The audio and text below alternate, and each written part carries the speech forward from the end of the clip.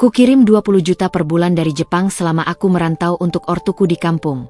Saat aku diam-diam pulang, aku syok melihat mereka hampir mati kelaparan. Ternyata suamiku. Halo Bunda. Semoga Bunda semuanya dalam keadaan sehat dan bahagia ya. Sebelum masuk ke ceritanya, jangan lupa like, komen dan subscribe channel ini ya. Selamat menonton. Kabut pagi di Osaka masih menyelimuti kota seperti selimut tipis yang dingin. Aku, Fitri, berdiri di depan jendela apartemen sempit berukuran 6 tatami, menatap kepingan salju pertama yang mulai turun dengan lembut. Napasku membentuk awan putih kecil di kaca jendela. Ini musim dingin kelima aku di sini. 5 tahun sejak aku meninggalkan kehangatan kampung halamanku di sebuah desa di lereng Gunung Lawu, Jawa Tengah. Tangan ini masih pegal dari shift malam di Rumah Sakit Umum Osaka. Sebagai perawat di bagian perawatan intensif lansia, tanganku tak hanya memegang alat medis, tapi juga sering menjadi tangan terakhir yang digenggam pasien sebelum mereka pergi. Pekerjaan yang melelahkan secara fisik dan mental, namun gajinya sepadan. Setidaknya, itu yang selalu aku katakan pada diri sendiri setiap kali kerinduan pada ayah dan ibu mencapai puncaknya, menusuk-nusuk dada sampai sesak. Aku berbalik menuju meja kecil di sudut ruangan. Laptop tua sudah menyala, menampilkan halaman transfer online. Ritual bulanan ini sakral bagiku. Dengan kalkulator di satu tangan dan slip gaji di tangan lain, aku menghitung dengan saksama. Potongan asuransi, pajak, sewa apartemen, biaya hidup minimalku di sini, lalu yang tersisa, 23 juta rupiah. Aku sisakan 3 juta untuk tabungan darurat, dan 20 juta tepat akan kukirim. Jari-jariku menari di atas keyboard, mengisi formulir transfer internasional. Nama penerima, Rizal Pratama. Suamiku. Rekening bank di Jakarta. Di kolom pesan, selalu kutulis, untuk orang tua di kampung. Prioritas. Sebelum menekan tombol, kirim, aku selalu berhenti sejenak. Mata ini menatap foto di samping laptop. Foto pernikahan kami 3 tahun lalu, tepat sebelum aku berangkat ke Jepang melalui program perawat asing. Rizal tersenyum lebar, tangannya melingkari bahuku. Saat itu, dia berjanji, aku yang akan jadi jembatanmu dengan keluarga di kampung. Sayang, fokus saja kerja di sana. Percayakan semuanya padaku. Percaya. Itu kata yang selalu kupatri dalam hati. Telepon pun kuangkat. Tanda sambungan berdering beberapa kali sebelum suara Rizal yang masih terdengar mengantuk terdengar. Halo? Fit. Mas, aku baru transfer. 20 juta lagi. Sudah masuk notifikasi? Tanyaku, mencoba menyembunyikan kelelahan dalam suaraku. Oh, iya nanti pagi pasti masuk. Tenang aja. Suaranya terdengar ringan. Orang tuamu kemarin aku telepon lagi. Ibu bilang terima kasih. Uang bulan lalu buat beli obat darah tingginya sama perbaikan genting yang bocor. Ayah juga senang, katanya mau tambah ayam di kandang. Aku menghela napas lega. Bayangan ayah yang sedang memperbaiki kandang ayam dan ibu yang bisa membeli obat rutin membuat dadaku yang sesak menjadi lebih plong. Jangan lupa pastikan mereka makan yang bergizi. Ya, ibu kan suka hemat, masak sayur itu-itu saja. Sudah. Aku juga kadang kirim paket daging dan vitamin kok. Mereka baik-baik saja. Fit, jangan khawatir berlebihan. Kamu yang harus jaga diri di sana. Jangan cuma kerja, istirahat juga. Percakapan pendek itu seperti balsem. Keraguan kecil yang kadang mengintip. Kenapa ayah dan ibu jarang sekali menelepon langsung? Kenapa kalau aku telepon, suara mereka selalu singkat dan terburu-buru? Aku tepis dengan alasan yang diberikan Rizal. Sinyal di kampung jelek, mereka tidak terbiasa video call, mereka takut mengganggu waktuku kerja. Setelah menutup telepon, aku menatap kembali salju di luar. Dinginnya merambat melalui kaca, tapi hatiku berusaha tetap hangat dengan membayangkan senyum orang tuaku. Jerih payahku di sini, dihina pasien yang kebingungan karena demensia, kelelahan setelah shift 12 jam, makan mie instan demi menghemat, semua akan berarti jika mereka bahagia. Aku membuka album foto digital di laptop. Ada foto terbaru yang dikirim Rizal minggu lalu. Ayah dan ibu berdiri di depan rumah. Ayah memegang cangkul, Ibu tersenyum sambil memegang keranjang sayur. Rumah itu terlihat baik-baik saja. Catnya memang kusam. Tapi Rizal bilang musim hujan ini perbaikan besar akan dimulai. Aku perbesar fotonya. Senyum ibu. Ada yang aneh. Matanya sepertinya tidak ikut tersenyum. Tapi mungkin itu hanya efek cahaya. Atau aku yang terlalu rindu hingga berhayal. Aku mengusap wajahku. Kelelahan dan kerinduan adalah kombinasi berbahaya yang bisa menciptakan prasangka. Aku tidak boleh meragukan suamiku sendiri. Dia laki-laki yang dulu berjuang melamariku meski orang tuaku awalnya keberatan karena beda kota. Dia yang menemani ibuku ke rumah sakit saat aku sudah berada di Jepang ketika ibuku jatuh sakit tiba-tiba setahun lalu. Dan biayanya, kata Rizal, ditanggung dari uang yang aku kirim. Untuk ayah dan ibu, bisikku pada foto di layar, sambil menekan tombol konfirmasi transfer. 20 juta lagi menguap dari rekeningku, melintasi lautan, menuju rekening suamiku. Di balik tirai salju Osaka, aku berdoa. Doa yang sama setiap bulan. Semoga pengorbanan ini bermakna. Semoga orang tuaku sehat dan bahagia. Semoga aku kuat bertahan di perantauan ini. Yang tak kuduga, doa dan pengorbananku selama 5 tahun itu tidak sedang membangun istana kebahagiaan untuk orang tuaku di kampung. Tapi justru membiayai istana ilusi yang dibangun oleh suamiku sendiri di kota. Istana yang fondasinya adalah kebohongan, dindingnya adalah pengkhianatan, dan atapnya adalah penderitaan diam-diam dari 2 orang tua yang hampir mati kelaparan. Dan salju di Osaka terus turun, membekukan segalanya, termasuk kebenaran yang masih terpendam ribuan mil jauhnya. Hari-hari di Osaka berjalan dalam ritme yang monoton namun melelahkan. Bagai roda hamster, aku terus berlari, namun sering merasa tidak maju-maju. Yang menyelamatkanku dari kepenatan adalah ritual mingguan. Menelepon Rizal dan mendapatkan kabar baik dari kampung. Seperti malam ini. Setelah shift panjang merawat Oba Achan, nenek, Yamada yang semakin lemah, aku kembali ke apartemen yang sunyi. Dinginnya malam menusuk tulang. Segera kubuka laptop, menantikan panggilan video dari suamiku. Pukul 21 waktu Jepang, pukul 19 waktu Indonesia. Tepat seperti janji. Wajah Rizal muncul di layar. Dia terlihat lebih segar. Latar belakangnya seperti dinding yang baru dicat. Lagi di mana, Mas? Tanyaku. Di kosan baru. Yang lama kan lembab. Jadi pindah yang lebih nyaman biar bisa fokus urusin orang tuamu juga. Katanya sambil tersenyum. Senyum yang dulu selalu bisa melelehkan hatiku. Kini, di balik kelelahan, senyum itu masih memberikanku sedikit kekuatan. Terima kasih ya, Mas. Jadi, gimana kabar ayah ibu minggu ini? Rizal menghela napas, ekspresinya berubah menjadi penuh perhatian. Alhamdulillah, fit. Minggu ini aku sempetin ke kampung. Bawa oleh-oleh dari kota. Ibu seneng banget. Tangannya bergerak di luar layar, dan seketika ia membagikan gambar ke chat kami. Foto itu muncul. Dadaku berdesir.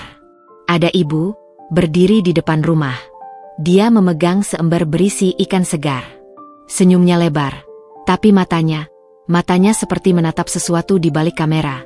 Di sebelahnya, ayah duduk di kursi plastik, tangannya memegang sebungkus rokok. Rokok, ayah kan sudah berusaha berhenti karena sesak napasnya. Tuh, lihat. Ibu baru aja blusukan ke pasar beli ikan buat digoreng. Ayah juga lagi santai nikmatin sore. Ucap Rizal, suaranya lancar. Mereka minta sampaikan, jangan khawatir sama mereka. Uang yang kemarin buat beli obat rutin ibu sama bayar listrik 3 bulan. Aku menatap foto itu lebih lama. Ada detail yang mengganjal. Ibu memakai baju yang sama. Dengan foto 2 bulan lalu. Baju biru lusuh yang kupikir sudah tidak dipakai lagi. Tapi mungkin itulah baju favoritnya. Aku mencoba mengusir rasa tidak enak itu. Rumahnya kelihatan lebih terang ya? Tanyaku, mencoba mencari konfirmasi. Iya dong. Aku kan baru ganti lampu terasnya. Yang lama kan remang-remang. Sekarang pakai LED biar ayah ibu enak kalau mau duduk-duduk sore. Oh iya, lupa. Dia membagikan foto lagi. Foto kedua. Bagian dalam rumah. Ada televisi layar datar yang terpasang di ruang tamu. Karpet baru berwarna merah marun. Jantungku berdebar lega. Benar, uangku memang dipakai untuk mereka. Televisi itu jelas baru. Kursi kayu yang biasa dipakai ayah juga tampak dipernis ulang. Wah, TV-nya. Kataku, hampir terisak. Supaya mereka bisa nonton sinetron favorit ibu, biar nggak boring. Aku pilih yang ukuran pas, nggak besar-besar amat, jelas Rizal bangga. Ini semua berkat kerja kerasmu, Fit. Mereka nggak bisa bilang langsung, tapi aku tahu mereka sangat bersyukur punya anak sepertimu. Kalimat itu, senjata pamungkasnya. Setiap kali keraguan kecil muncul, kalimat itu seperti mantra yang menenangkan. Ya, ini semua untuk orang tuaku. Lihat buktinya. Ada TV baru.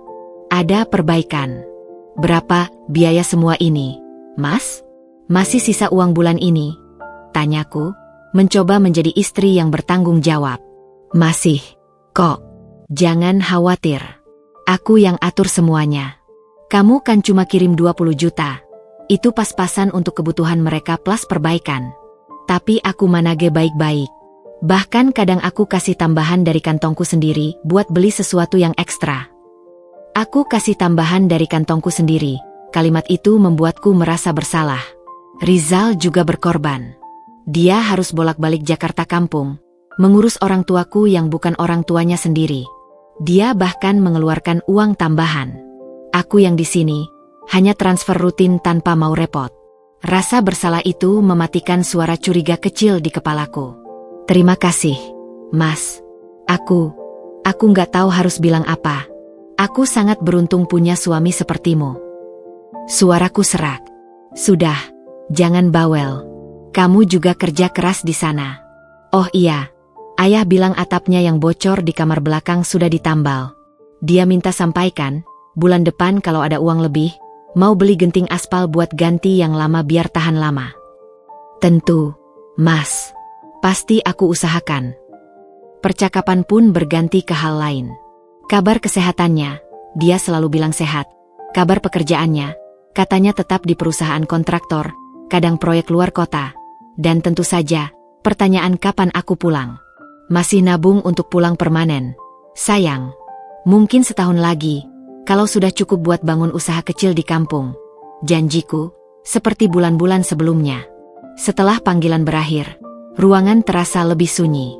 Dingin Osaka seakan merayap masuk melalui celah jendela. Aku membuka kembali foto-foto tadi. Membesarkannya. Mencari-cari detail penghiburan. Di foto pertama, di balik senyum ibu, latar belakang pagar kayu rumah terlihat miring dan lapuk. Tapi fokusnya kan pada ibu dan ikannya. Di foto kedua, sudut kanan ruangan terlihat gelap dan berantakan. Tapi mungkin karena angle kamera. TV-nya bersih dan mengkilap. Aku menyimpan foto-foto itu di folder khusus bernama Kebahagiaan Ayah Ibu. Folder itu semakin penuh, bulan demi bulan. Koleksi senyum mereka, meski terasa kaku, koleksi perbaikan rumah, genting baru, cat tembok, sekarang TV, koleksi bukti bahwa hidup mereka membaik. Yang tidak aku sadari, folder itu adalah album kebohongan yang disusun rapi. Televisi itu dipinjam dari tetangga untuk difoto, lalu dikembalikan. Ikan segar itu dibeli Rizal sesaat sebelum foto, lalu dibawa pulangnya kembali ke Jakarta. Perbaikan atap hanya berupa tambalan darurat dengan plastik dan ban bekas. Dan uang 20 juta bulan itu, sebagian besar sudah berpindah ke rekening broker judi online Rizal. Sebagian lagi untuk mencicil smartwatch terbaru yang melingkar di pergelangan tangannya, yang dengan hati-hati ia hindari dari bidikan kamera. Aku menutup laptop, pergi ke dapur kecil untuk membuat teh hangat. Di balik jendela, kota Osaka berkelap-kelip. Aku berbisik pada bayanganku sendiri di kaca. Bertahanlah, Fitri. Lihat, mereka baik-baik saja. Semua ini worth it. Bulan depan, akan ada foto baru. Mungkin foto ayah dengan sepeda motor, baru, bekas yang dicat ulang. Atau foto ibu di depan, kulkas baru, kulkas tetangga yang dipinjam. Dan aku, ribuan mil jauhnya, akan menelan mentah-mentah kabar indah dari seberang itu, menggunakannya sebagai bahan bakar untuk bertahan di perantauan yang semakin terasa seperti pengasingan. Kabar indah itu adalah racun yang manis, yang perlahan-lahan mematikan naluriku sebagai anak dan istri. Dan Rizal, dengan cerdiknya, terus menjadi apoteker yang setia menyuplai racun itu, bulan demi bulan, selama 5 tahun. Musim semi di Osaka tak serta-merta menghangatkan hidupku. Bunga sakura bermekaran di sepanjang jalan menuju rumah sakit, hamparan merah muda yang seharusnya menenangkan. Tapi bagiku, mereka hanya mengingatkanku pada pohon jeruk Bali di halaman rumah orang tuaku yang dulu selalu berbunga lebat setiap musim. Kerinduan itu seperti akar yang menjalar, mencengkeram lebih dalam setiap hari. Keraguan yang sempat kuusir kembali merayap, kali ini lebih lihai, lebih gigih. Semuanya berawal dari sebuah panggilan yang tak terduga. Itu hari libur nasional di Jepang, dan aku sedang membereskan apartemen. Ponselku berdering, bukan dari Rizal, tapi nomor asing dengan kode area Indonesia. Halo, suaraku was-was. Fitri, ini, Tante Sri, tetangga sebelah rumah orang tuamu. Suara wanita tua yang gemetar membuat jantungku berdetak kencang. Tante Sri, ada apa? Kenapa pakai nomor ini? Orang tuaku kenapa? Tanyaku langsung, panik. Jangan panik, enduk. Ayahmu, baik-baik. Cuma, ibu kemarin jatuh di kamar mandi. Untung aku lagi lewat, terdengar suara gebuk. Sudah kubantu bawa ke puskesmas. Dunia berputar. Apa? Kapan? Kenapa aku tidak diberitahu? Sudah 3 hari yang lalu. Enduk, kata ibumu, jangan bilang-bilang ke kamu, takut kamu khawatir. Tapi aku lihat mereka kasihan sekali. Fitri, obat di puskesmas cuma dikasih sedikit. Katanya uangnya cuma cukup untuk beli pereda nyeri saja. Aku yang bayarin infusnya. Mereka bilang, uang dari kamu lagi seret bulan ini. Uang dari kamu lagi seret. Kalimat itu menggantung di udara seperti pisau. Tapi tante, aku kirim uang rutin setiap bulan. Banyak. Suaraku hampir tak terdengar. Tante Sri terdiam sebentar. Aku nggak tahu urusan duit, enduk. Tapi yang aku lihat, seumur-umur nggak pernah ada uang banyak lewat di rumah mereka. Makan aja sering numpang di warung Mbah Marto. Nanti bayar kalau panen cabai dijual. Kamar mandinya yang bocor itu masih aja, nggak pernah diperbaiki. TV pun masih tabung tua yang suka muncul garis-garis. TV tabung tua, padahal di fotoku, ada TV layar datar yang mengkilap. Terima kasih, Tante Sri. Tolong jaga mereka. Aku akan urus. Suaraku gemetar saat menutup telepon. Tangan ini langsung menelepon Rizal. Butuh 5 kali pencanggahan sebelum akhirnya dia mengangkat. Fit? Lagi meeting nih. Ada apa? Suaranya terdengar kesal. Ibu jatuh. Di puskesmas. Kenapa aku tidak diberitahu? Raungku, tak lagi mampu menahan amarah dan kepanikan. Diam di seberang sana. Lalu, suara Rizal berubah, lebih rendah, penuh kekhawatiran yang terasa dipaksakan. Ibu jatuh? Yang kemarin? Itu cuma terpeleset sedikit. Fit, nggak apa-apa. Sudah aku tangani. Aku yang anterin ke puskesmas.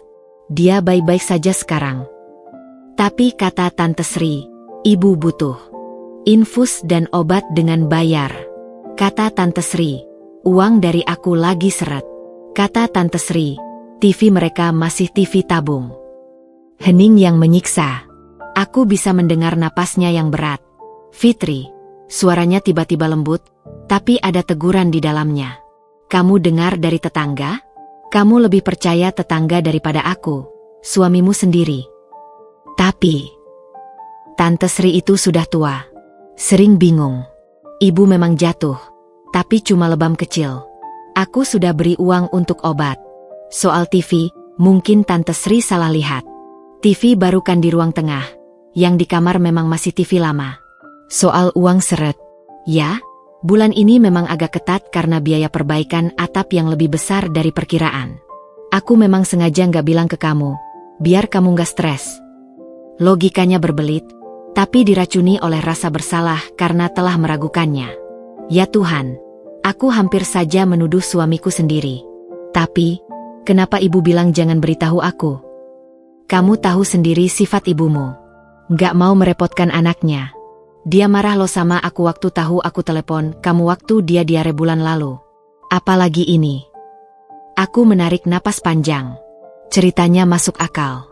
Terlalu masuk akal. Boleh kan, aku video call langsung sama ibu sekarang? Pintaku. Suara masih gemetar. Dia lagi tidur. Fit. Baru minum obat. Nanti sore. Ya? Aku janji akan pasangkan dia. Janji itu baru ditepati 10 jam kemudian.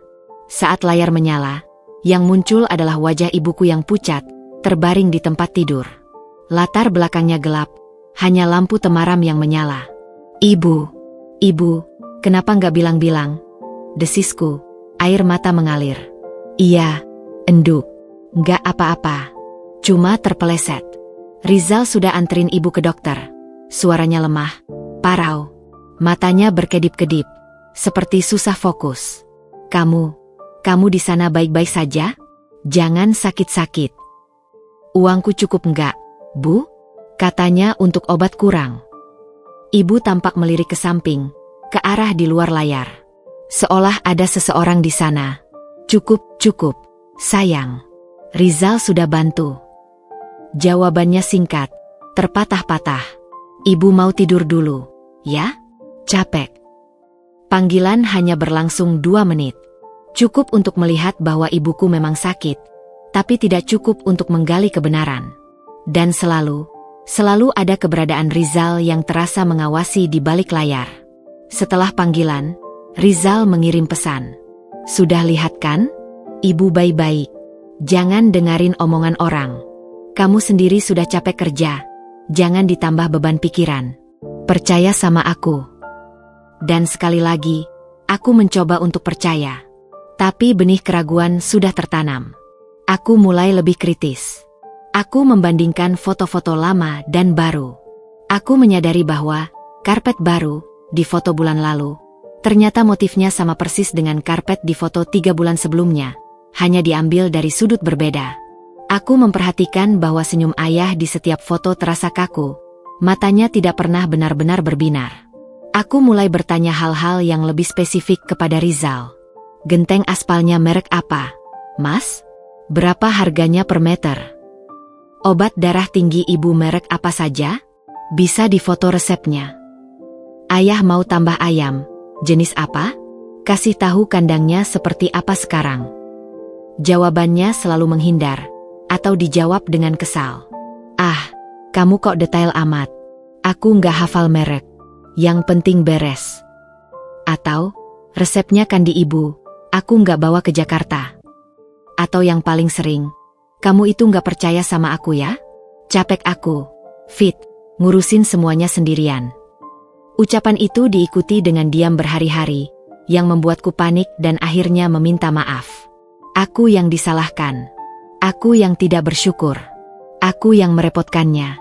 Di malam-malam sunyi di Osaka, keraguan dan rasa bersalah itu bergulat dalam diriku. Di satu sisi, ada naluri kuat sebagai anak yang merasakan ada yang tidak beres.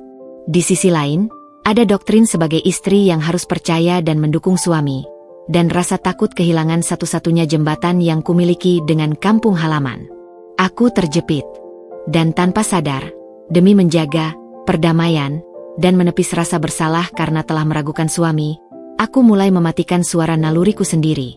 Aku memilih untuk mempercayai narasi indah dari Rizal, karena kebenaran alternatif, bahwa suamiku menipu dan orang tuaku sengsara, terlalu mengerikan untuk dihadapi. Aku memilih untuk tetap buta, karena melihat kenyataan berarti seluruh dunia dan pengorbananku selama ini akan runtuh berantakan. Dan aku belum cukup kuat untuk menghadapi reruntuhan itu. Jadi, kubungkam geliat keraguan itu, kubius dengan janji-janji manis Rizal, dan kuteruskan transfer 20 juta di bulan berikutnya, dengan harapan buta bahwa kali ini, mungkin, semuanya akan benar-benar baik-baik saja. Puncak keraguan itu datang di sebuah malam di mana Osaka diguyur hujan es. Bunyi butiran es menabrak jendela seperti dentingan paku kecil, berirama dengan detak jantungku yang tak menentu. Aku baru saja memutuskan panggilan video dengan Rizal yang sekali lagi penuh dengan laporan-laporan indah. Ayah baru panen cabai lumayan, ibu ikut arisan RT, rumah dicat ulang bagian depan. Di layar, foto-foto yang dikirimnya menunjukkan tembok berwarna biru muda yang segar. Tapi mata ibuku, dalam potret di depan tembok baru itu, kosong. Lebih kosong dari sebelumnya.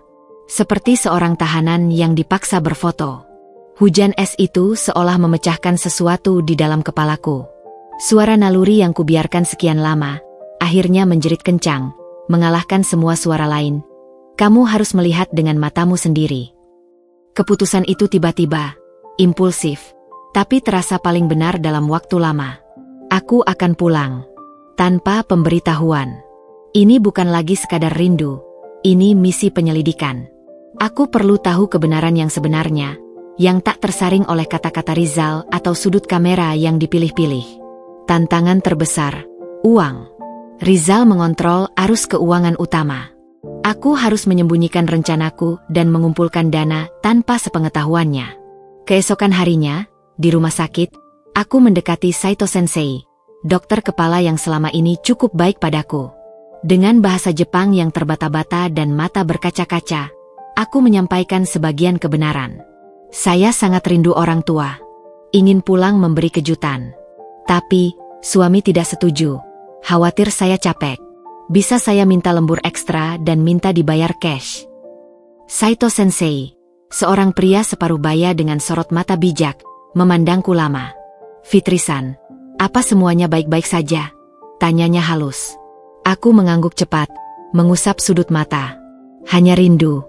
Sensei, ingin lihat mereka langsung. Dia mungkin membaca lebih dari yang kuungkapkan, tapi hanya menghela napas. Baik, akan saya atur. Tapi jangan lembur sampai sakit. Keluarga penting. Berkat bantuannya, aku mendapatkan shift lembur ekstra di unit rawat inap yang paling membutuhkan. Setiap jam lembur dibayar tunai dengan alasan, bantuan khusus. Aku juga mulai menjual beberapa barang berharga yang kubawa dari Indonesia, seperti sebuah kalung emas peninggalan nenek, melalui forum online ekspatriat Indonesia. Setiap lembar yen tunai yang kudapatkan, kusembunyikan di balik liner tas kulit lamaku, di tempat yang tak akan terpikirkan oleh siapapun. Proses ini memakan waktu 2 bulan. 2 bulan di mana aku harus berpura-pura normal saat berkomunikasi dengan Rizal. 2 bulan di mana setiap transfer 20 juta rutin tetap kulakukan. Sementara di saat yang sama, tanganku mengumpulkan uang untuk membongkar kemungkinan kebohongan yang dibiayai oleh uang tersebut. Ironi yang pahit. Kok belakangan sibuk sekali? Fit? Telepon selalu singkat, tanya Rizal suatu malam, nada waspada. Aku dapat tugas tambahan, proyek khusus dokumentasi medis. Lumayan, nambah bonus. Jawabku, setengah benar. Aku menyebutkan bonus agar tidak ada pertanyaan jika gaya hidupku tiba-tiba sedikit lebih hemat. Ah, baiklah. Tapi jangan kelelahan. Ingat, kamu andalan kita, katanya, dan kalimat itu kini terasa seperti cambuk. Tiket pesawat akhirnya terkumpul. Aku memilih penerbangan murah dengan transit panjang, demi menghemat. Aku hanya membawa 1 koper kecil, berisi hadiah-hadiah sederhana untuk orang tua, shawl wol tebal untuk ibu, tongkat jalan dari Jepang untuk ayah, dan beberapa balsem serta vitamin.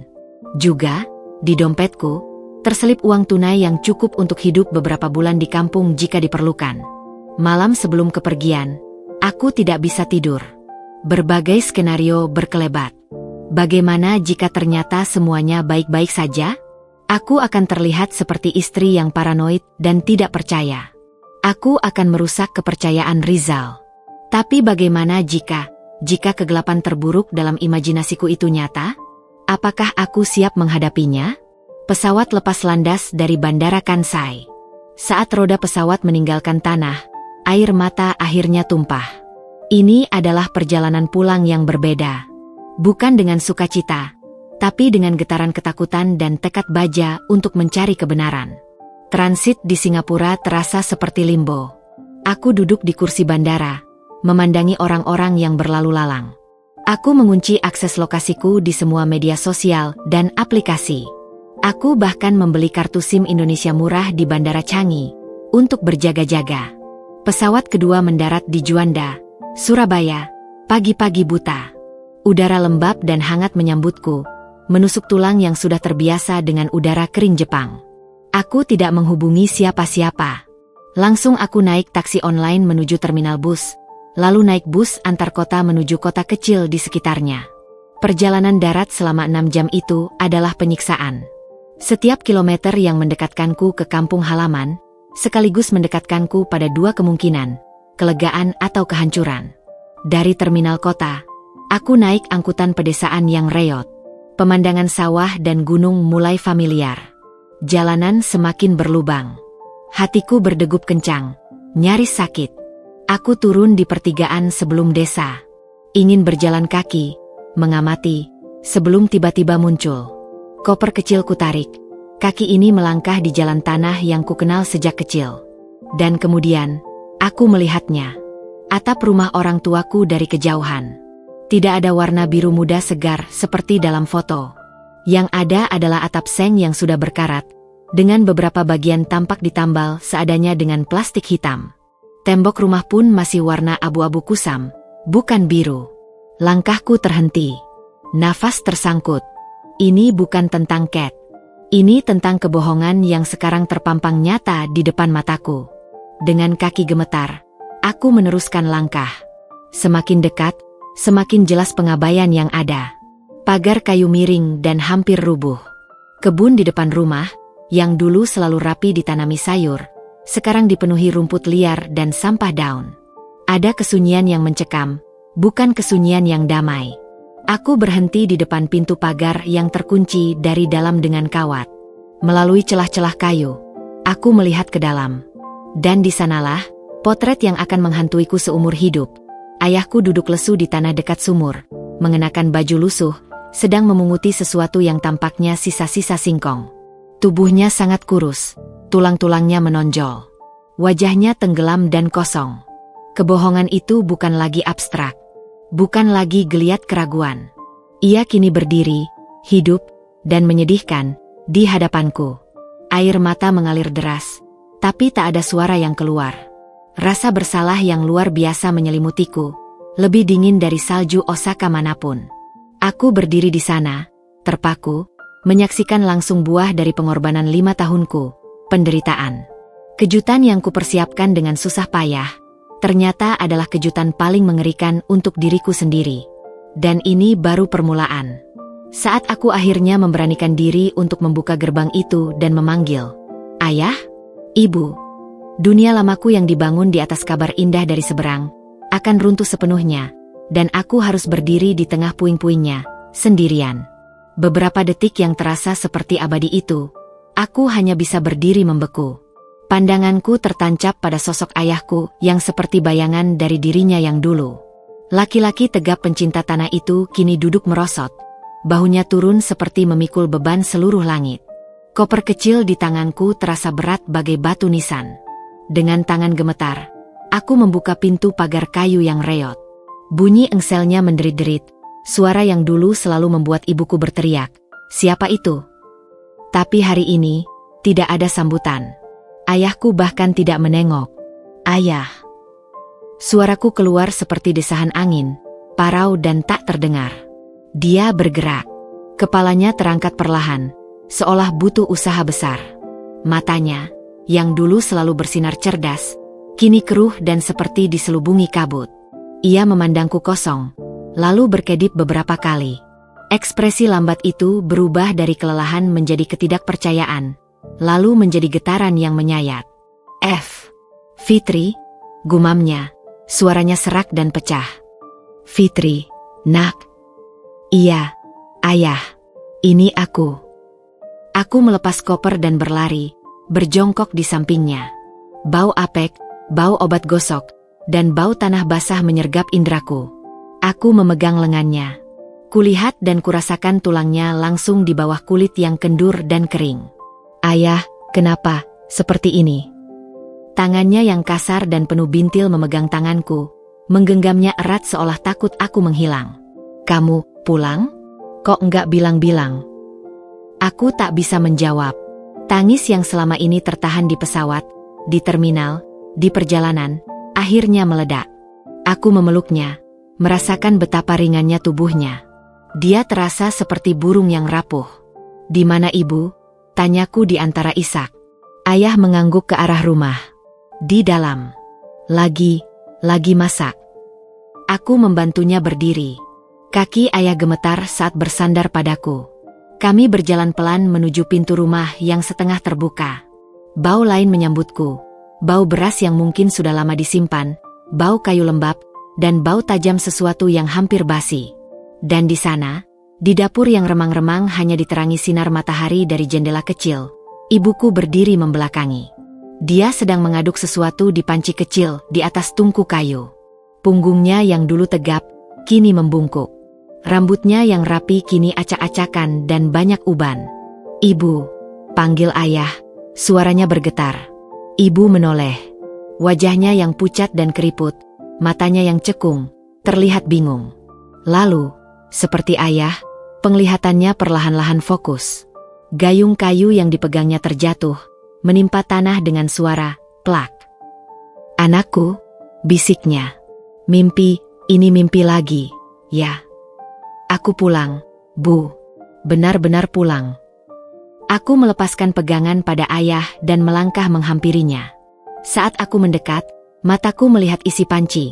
Nasi aking, nasi sisa yang dikeringkan, yang direbus kembali dengan air dan beberapa potong singkong. Itu saja. Tidak ada lauk. Tidak ada sayur. Ibu meraih wajahku dengan kedua tangannya yang dingin dan kasar. Air mata mulai menetes di sudut matanya yang merah. "Kamu kurus, Nak. Kamu sakit." Pertanyaan itu, di tengah kondisi mereka, membuat dadaku sesak. Merekalah yang sakit. Merekalah yang kelaparan. "Kenapa kalian makan ini, Bu? Di mana uang yang kukirim? Di mana makanan yang seharusnya bisa kalian beli?" Tanyaku, suara naik tanpa bisa kukendalikan. Ibu dan ayah saling pandang, ada rasa malu dan ketakutan yang dalam di mata mereka. Sebuah ketakutan yang akrab, seperti ketakutan anak kecil yang ketahuan bersalah.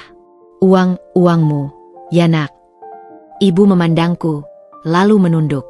Kami nggak mau merepotkan. Rizal bilang kamu juga susah di sana. Dia kasih secukupnya saja. Tapi sudah lama dia nggak kasih." "Secukupnya?" teriakku, tak kuasa lagi. "Aku kirim 20 juta setiap bulan, Bu. 20 juta. Bukan secukupnya. Itu uang yang seharusnya bisa membuat kalian makan enak, berobat, memperbaiki rumah." Aku menunjuk ke sekitar. "Tapi lihat ini. Atap bocor. Pagar hampir rubuh. Kalian makan nasi aking." Ayah menarik napas panjang, tubuhnya terguncang. 20 juta? Setiap bulan?" Suaranya bergetar hebat. Kami hanya terima paling banyak 2 juta. Kadang cuma 500 ribu. Itu juga jarang." Rizal bilang, "Itu sisa setelah bayar hutang-hutangmu di Jepang, biaya administrasi transfer, dan tabungan untuk masa depanmu." Kami percaya saja. Setiap kata seperti pukulan palu godam. Hutang-hutangku? Biaya administrasi? Tabungan? Kebohongan Rizal bukan hanya tentang menyembunyikan uang. Ia telah membangun narasi paralel di mana aku adalah anak yang hampir bangkrut, yang butuh dibantu, sementara dia adalah pahlawan yang menyelamatkan sisa-sisa uang untuk diberikan pada orang tuaku. Dia telah memutar posisi kami sepenuhnya. Aku memandang mereka, orang tuaku yang bingung, terluka, dan kelaparan, dan rasa bersalah yang begitu besar menyergapku. Aku menangis terseduh-seduh, memeluk mereka berdua. "Maafkan aku bodoh. Aku terlalu percaya padanya." Ibu membelai rambutku. "Bukan salahmu, sayang. Kami juga yang seharusnya bertanya. Tapi, dia suamimu. Kami takut kalau kami tanya-tanya, hubunganmu sama dia jadi renggang." Mereka mengorbankan diri mereka, menderita dalam diam, demi kebaikan pernikahanku. Dan aku, di seberang lautan, sibuk membangun ilusi kebahagiaan mereka. "Tunggu di sini," kataku, melepaskan pelukan. Aku berjalan ke kamar tidur mereka. Kasur kapuk yang tipis dan penyok. Bantal yang sudah hitam. Lemari kayu yang satu pintunya lepas engselnya. Tidak ada kulkas. Tidak ada televisi layar datar. Televisi tabung tua itu bahkan tidak ada. Hanya ruangan kosong yang berdebu dan berbau apek. Aku membuka laci kecil di samping tempat tidur. Di dalamnya, Ada beberapa lembar resep dokter yang sudah lusuh dan beberapa bungkus obat generik murah. Tidak ada obat darah tinggi merek bagus. Tidak ada vitamin. Hanya sisa-sisa pemberian dari puskesmas. Kengerian itu sekarang lengkap. Ia bukan lagi gambaran, tetapi realitas 3 dimensi yang bisa kuraba, kucium, dan kunikmati pahitnya. Setiap detail adalah bukti pengkhianatan. Setiap debu adalah saksi bisu penderitaan orang tuaku. Aku kembali ke ruang tengah, di mana orang tuaku masih berdiri terpaku. Dari sekarang, aku yang urus semuanya, kataku, mencoba menegakkan suara meski dalam hati hancur berkeping-keping. Kalian akan makan yang bergizi. Kalian akan berobat. Dan rumah ini akan diperbaiki. Tapi sebelum aku bisa merencanakan apapun, ada satu hal yang harus kulakukan. Kebenaran telah terungkap di satu sisi. Sekarang, waktunya menghadapi pembohongnya. Dengan tangan dingin, aku mengambil ponselku. Jari-jariku menari di atas layar, menghubungi nomor yang selama ini menjadi sumber segala kabar indah, dan juga sumber segala kesengsaraan ini. Panggilan itu akan menjadi awal dari sebuah konfrontasi yang telah tertunda 5 tahun lamanya. Dan dari balik pintu rumah yang reot ini, aku, Fitri, siap untuk melawan. Tidak lagi sebagai istri yang percaya buta, tetapi sebagai seorang anak yang matanya telah terbuka pada kengerian yang sesungguhnya. Panggilan pada Rizal berdering sekali, 2 kali. Jantungku berdegup kencang, mengimbangi deru amarah yang mulai mendidih. Ayah dan ibu memandangku dengan tatapan campur aduk, khawatir, malu, dan sedikit harap. Mereka duduk di kursi kayu yang reot, seolah masih belum percaya aku benar-benar ada di sini. Akhirnya, sambungan tersambung. Fit? Ini jam berapa di sana? Kok nelpon? Suara Rizal terdengar riang, dan di latar belakang terdengar musik lounge yang lembut dan gemericik gelas. Dia sedang bersantai. Aku menarik napas dalam-dalam, mencoba menata suara agar tidak langsung meledak. Mas, lagi di mana? Lagi meeting sama klien di kafe. Kenapa? Ada apa? Jawabannya lancar. Kebohongan pertama dalam percakapan ini. Aku ada di rumah orang tuaku, Mas. Kataku datar, dingin, hening. Musik di latar belakang seketika hilang, seolah ia mematikan speaker atau pindah tempat. Heh? Di rumah orang tuamu? Maksudmu di Jepang? Tidak. Aku ada di kampung. Di depan rumah ayah dan ibu. Sekarang juga. Tekadku semakin mengeras mendengar nada panik yang mulai merayap dalam suaranya. Kamu pulang? Kenapa nggak bilang-bilang? Aku bisa jemput. Suaranya naik, dipaksakan bersemangat. Aku nggak perlu dijemput. Aku sudah di sini, dan aku sudah lihat semuanya. Rizal. Namanya kupanggil tanpa embel-embel. Mas, untuk pertama kalinya dalam pernikahan kami. Aku mau tanya satu hal. Di mana uang 20 juta yang kukirim setiap bulan untuk mereka? Diam lagi. Lebih lama dari sebelumnya. Aku bisa membayangkan otaknya berputar cepat mencari dalih. Uangnya, ya untuk mereka. Fit. Seperti biasa. Buat kebutuhan sehari-hari, obat-obatan. Suaranya mulai goyah. Jangan bohong lagi, teriakku, tak lagi sanggup menahan diri. Tangis dan amarah menyatu menjadi raungan. Aku lihat dengan mataku sendiri. Mereka makan nasi aking. Atap rumah bocor. Ibu sakit nggak ada obat. Ayah kurus tinggal tulang. Kamu bilang uangnya untuk beli TV baru? Mana TV-nya? Untuk cat tembok biru? Temboknya masih abu-abu kusam dan lembab. Mana? Rizal. Aduh, Fitri, tenang dulu. Jangan suruh aku tenang. 5 tahun. 5 tahun aku kerja seperti hewan di sini, percaya pada MU, dan yang aku dapat malah orang tuaku hampir mati kelaparan. Uangku di mana? Orang tuaku terduduk lemas. Ibu menutup wajahnya dan menangis terseduh-seduh. Ayah memandangku dengan mata berkaca-kaca, seolah baru menyadari betapa dalamnya jurang kebohongan itu. Suara Rizal berubah, dari panik menjadi defensif. Oke, aku jelasin. Uangnya, memang gak semuanya langsung ke mereka. Aku investasikan. Fit, buat masa depan kita. Properti. Kalau semua dikasih ke mereka, ya habis percuma. Mereka kan di kampung, butuhnya berapa sih? Investasi, sergahku, nyaris tercekik. Dengan uang yang kukirim khusus untuk mereka? Dan kau bilang mereka cukup dengan nasi aking dan obat generik? Kau tahu ibu perlu obat darah tinggi yang mahal? Kau tahu atap bocor bisa bikin ayah semakin sesak? Itu kan hanya sementara. Aku rencananya mau ganti atapnya bulan depan. Investasiku lagi mau cuan. Nanti semua akan aku perbaiki sekaligus. Argumennya semakin ngawur. Bulan depan? Sudah berapa bulan depan yang kau janjikan dalam fotomu yang palsu itu? Kau kirim foto ibu pegang ikan, foto ayah di depan rumah, dicat.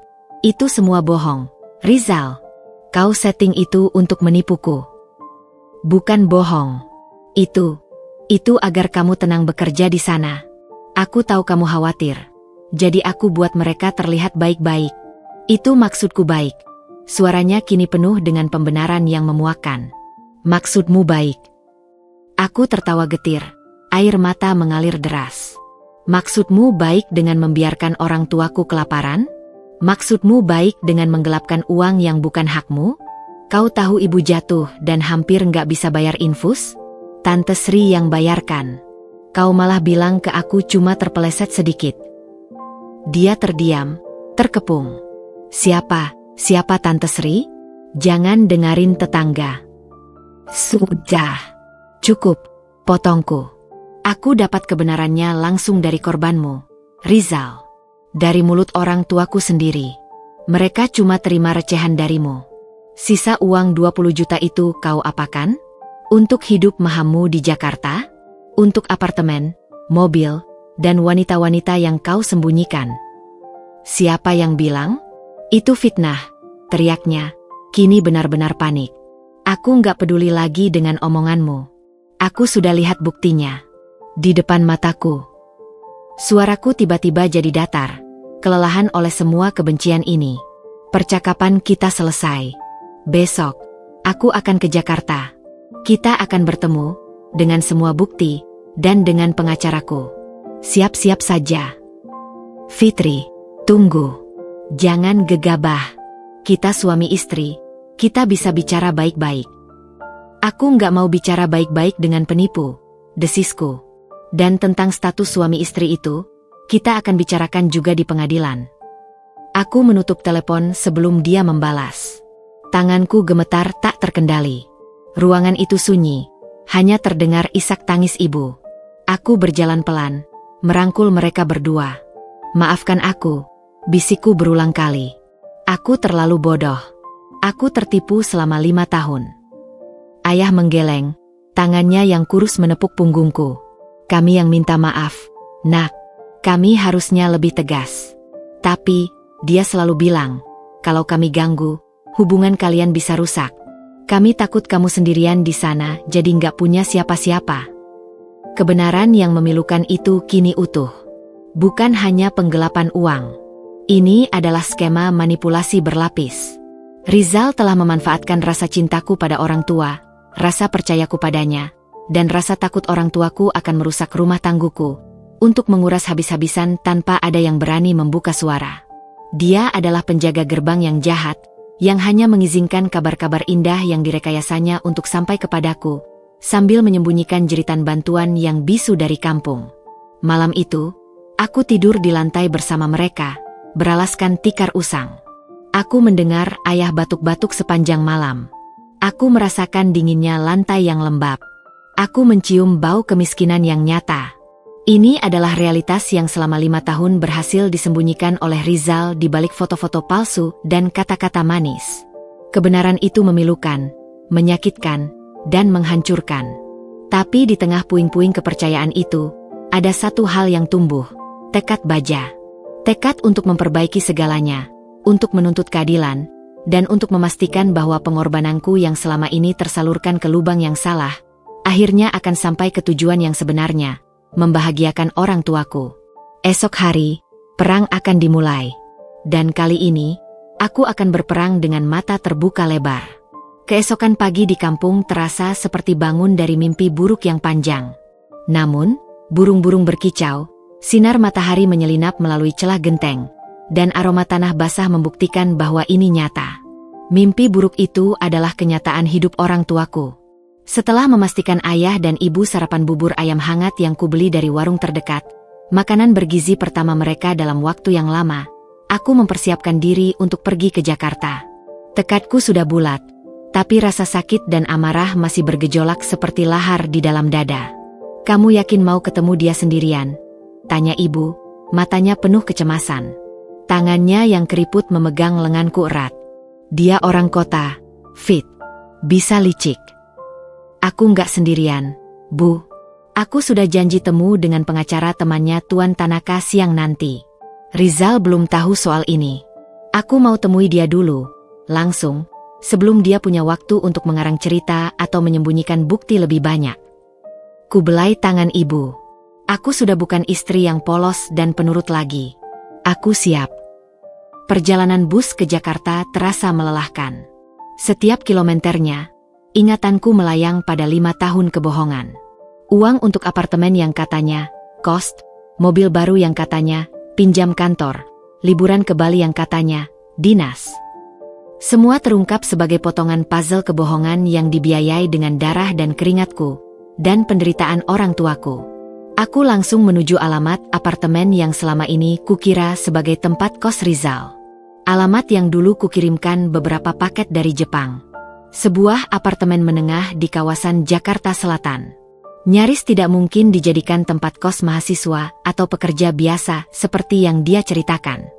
Jantungku berdebar kencang saat menekan bel pada lantai 12. Tidak ada jawaban. Aku menekan lagi, kali ini lebih lama.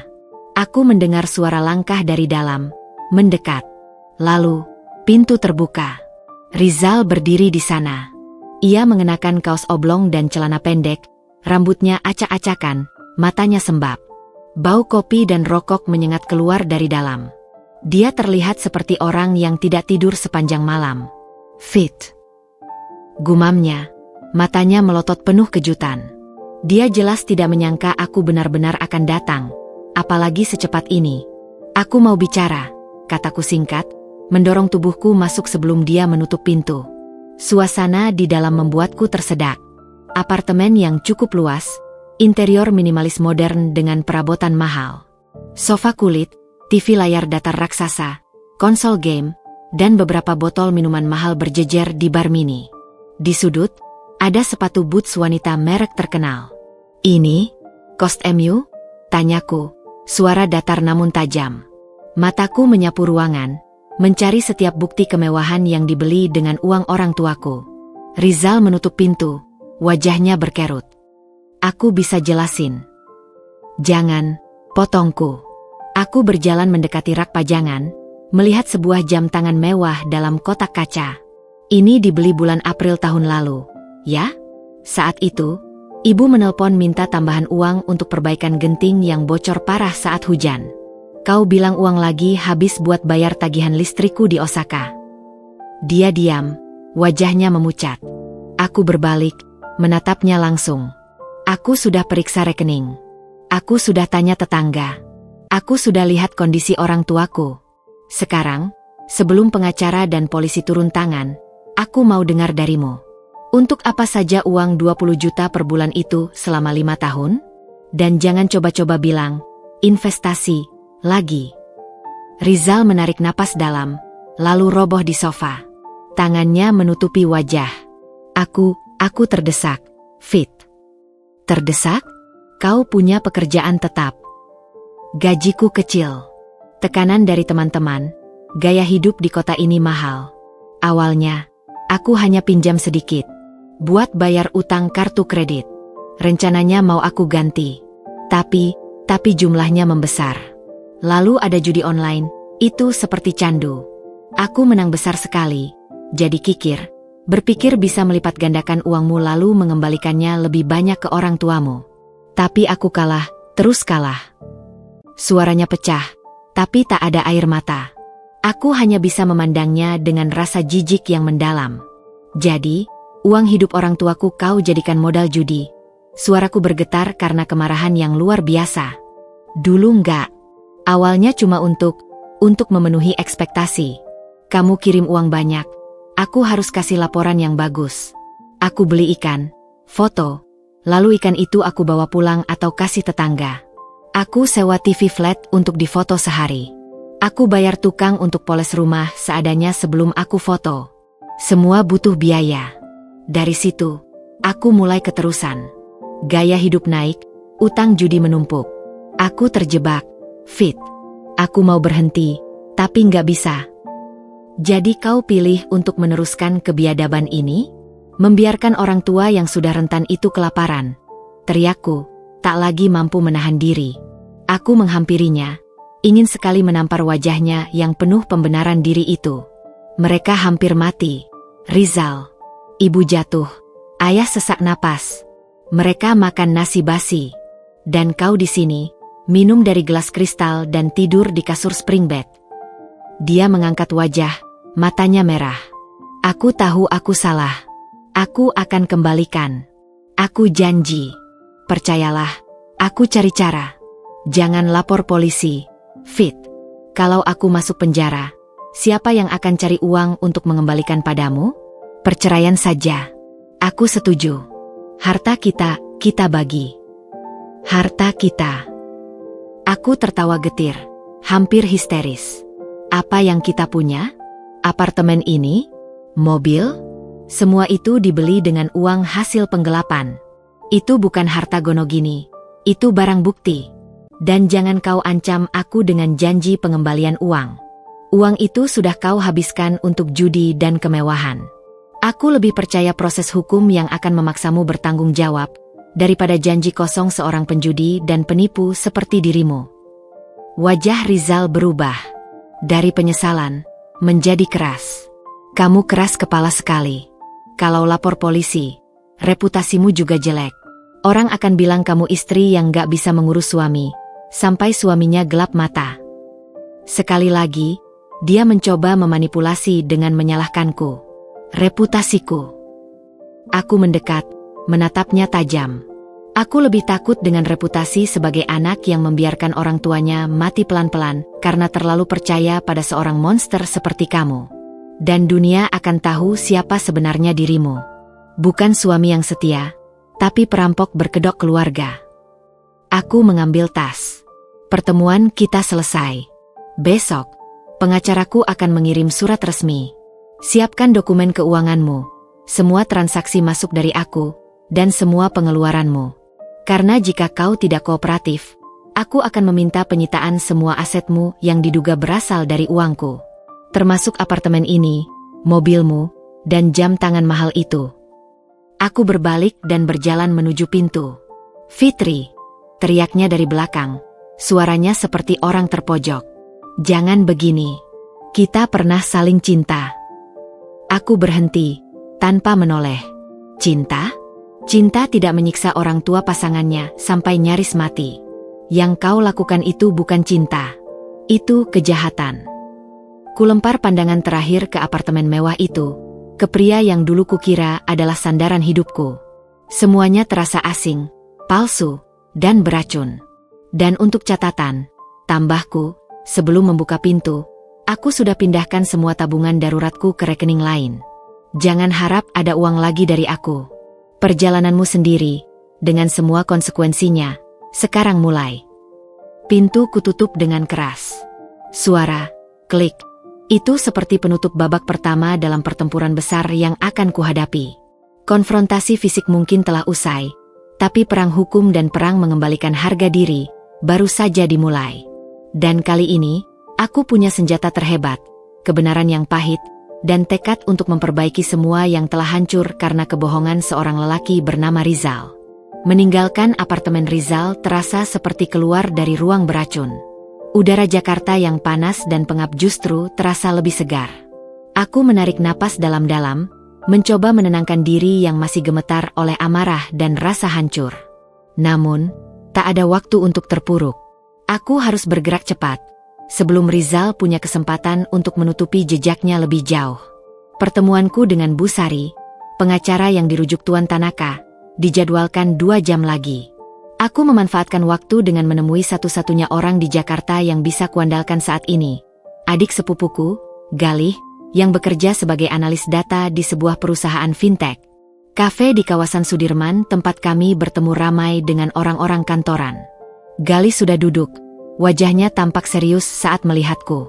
"Cik, kamu kelihatan lemes banget," sambutnya, memanggilku dengan panggilan kesayangan dari kecil. "Gal, aku butuh bantuan. Darurat." Aku langsung membuka laptop dan menunjukkan rekening koran digitalku dari Bank Jepang, serta screenshot semua transfer rutin ke rekening Rizal selama 5 tahun terakhir.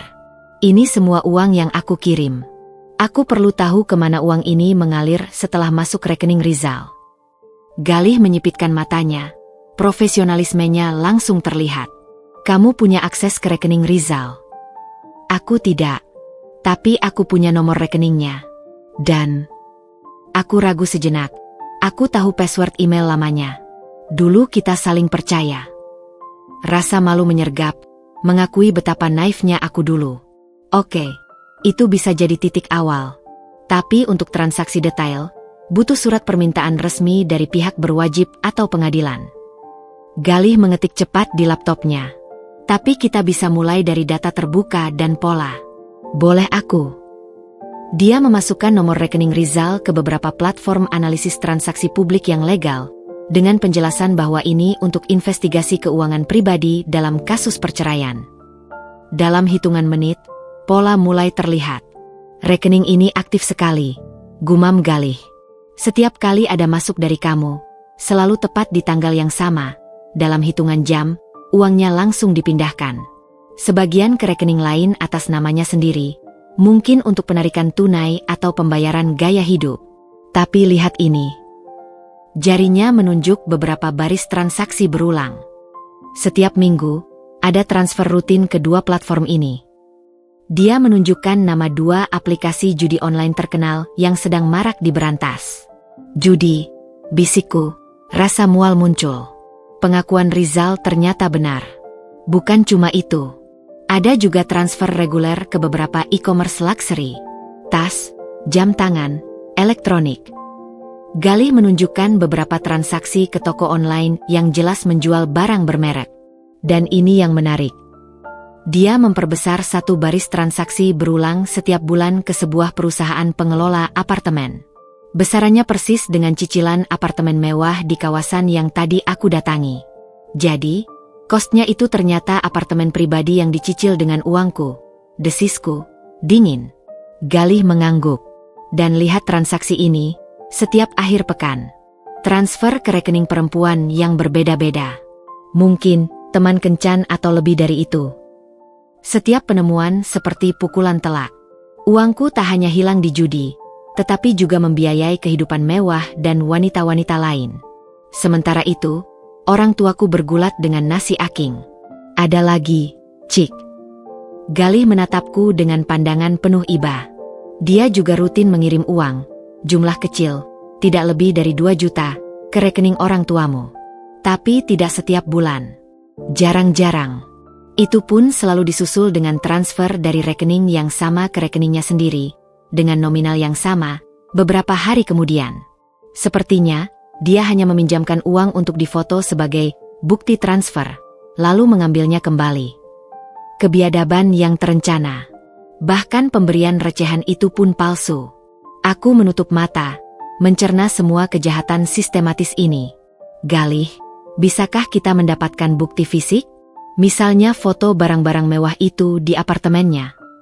Kita butuh izin atau cara lain." Galih berpikir. Tapi mungkin kita bisa mulai dari media sosial. Orang seperti dia biasanya tidak bisa menahan diri untuk pamer. Dia benar. Dengan sedikit penyelidikan, kami menemukan akun Instagram rahasia Rizal, akun yang tidak pernah dikenalkannya padaku. Di sana, lengkap sekali dokumentasi kehidupannya yang glamor, foto di balik kemudi mobil SUV baru, kencana makan malam di restoran bintang 5, pameran jam tangan koleksinya, bahkan foto di dalam apartemen mewah itu dengan seorang wanita cantik yang kerap muncul. Semua foto bertanggal, dan semuanya terjadi dalam 5 tahun terakhir, periode di mana aku mengirim uang. Aku menyimpan setiap screenshot dengan hati-hati. Ini adalah bukti tak terbantahkan tentang penggunaan uang yang tidak sesuai peruntukannya. Pertemuan dengan Bu Sari di kantornya yang elegan semakin mengokohkan posisiku. Perempuan parubaya dengan kacamata frameles dan sorot mata tajam itu menyimak ceritaku dengan saksama. Ini jelas bukan sekaru masalah perceraian, Bu Fitri, kata Bu Sari setelah selesai. Ini adalah tindak pidana penggelapan dan penipuan yang sistematis, dengan korban ganda, Anda secara finansial, dan orang tua Anda yang menjadi korban penderitaan fisik dan psikis. Bahkan bisa kita dorong dengan pasal penganiayaan secara tidak langsung. Dia menjelaskan langkah hukum yang harus ditempuh, melaporkan ke polisi dengan membawa semua bukti awal, mengajukan permohonan penyitaan aset sementara, serta gugatan perdata untuk pengembalian harta. Yang perlu kita khawatirkan, lanjut Bu Sari, dia bisa saja mengajukan pembelaan bahwa uang itu adalah uang keluarga, pemberian suami istri, sehingga sulit dituntut penggelapan. Tapi, kita punya kekuatan. Kesaksian orang tua Anda yang menunjukkan bahwa mereka seharusnya menjadi penerima manfaat, serta pola transaksi yang menunjukkan pengalihan dana untuk kepentingan pribadi dan judi. Itu sangat memperkuat. Dia menyarankan agar orang tuaku segera diperiksa dokter dan dibuatkan visum et repertum atas kondisi kesehatan mereka yang memburuk akibat kekurangan gizi dan obat. Itu akan menjadi bukti kuat tentang dampak langsung dari kejahatannya. Sebelum meninggalkan kantor Bu Sari, aku mendapat satu tugas lagi, meminta statement resmi dari Tante Sri dan tetangga lain tentang kondisi orang tuaku selama ini, serta rekaman panggilan telepon atau chat dengan Rizal yang membahas pengiriman uang. Perjalanan pulang ke kampung keesokan harinya terasa berbeda. Tas kecilku kini penuh bukan dengan hadiah, tetapi dengan dokumen bukti, printout transaksi, dan rencana hukum yang jelas. Ada kekuatan baru di dalam diriku. Kekuatan yang berasal dari pengetahuan. Aku tidak lagi buta. Aku tahu jalur labirin pengkhianatan yang dibuat Rizal, dan aku punya peta untuk keluar dan menyerang balik. Saat tiba di rumah, ayah sedang duduk di kursi plastik baru yang kubeli, menikmati sinar matahari sore. Wajahnya masih pucat, tapi ada sedikit cahaya di matanya. Ibu tersenyum kecil saat menyambutku. Tangannya sudah memegang botol vitamin yang kubelikan. Gimana, Nak? Beres urusannya? Tanya ayah. Belum beres, Yah. Tapi kita sudah di jalur yang benar. Jawabku, merangkul pundaknya yang masih terasa tulang. Aku sudah dapat banyak bukti. Dia tidak akan bisa mengelak lagi. Ibu mendekat, bisiknya pelan. Tadi, Rizal telepon ke HP-ku. Darahku mendadak dingin. Katanya apa? Dia minta maaf. Bilang akan kirim uang banyak besok.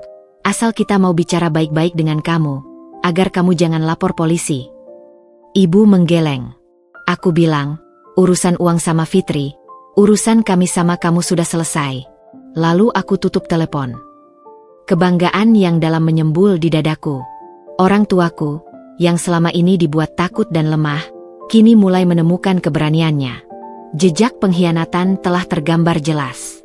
Dari rekening bank ke platform judi, dari toko online mewah ke apartemen pribadi, dari transfer palsu ke kampung ke kehidupan glamor di Jakarta. Jejak itu kini berada di tanganku, dan aku akan mengikutinya sampai ke ujung, sampai keadilan dan karma menjemput pria yang telah menghancurkan kepercayaan dan nyaris merenggut nyawa orang yang paling kucintai.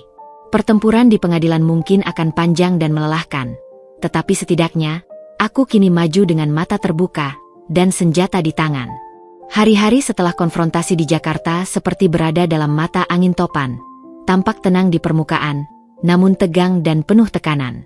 Aku memutuskan tinggal di kampung untuk sementara, fokus memulihkan kondisi orang tua sekaligus mengawal proses hukum dari dekat.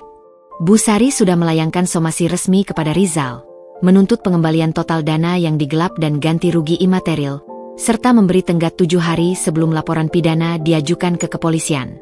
Responnya tidak datang. Hening yang disengaja.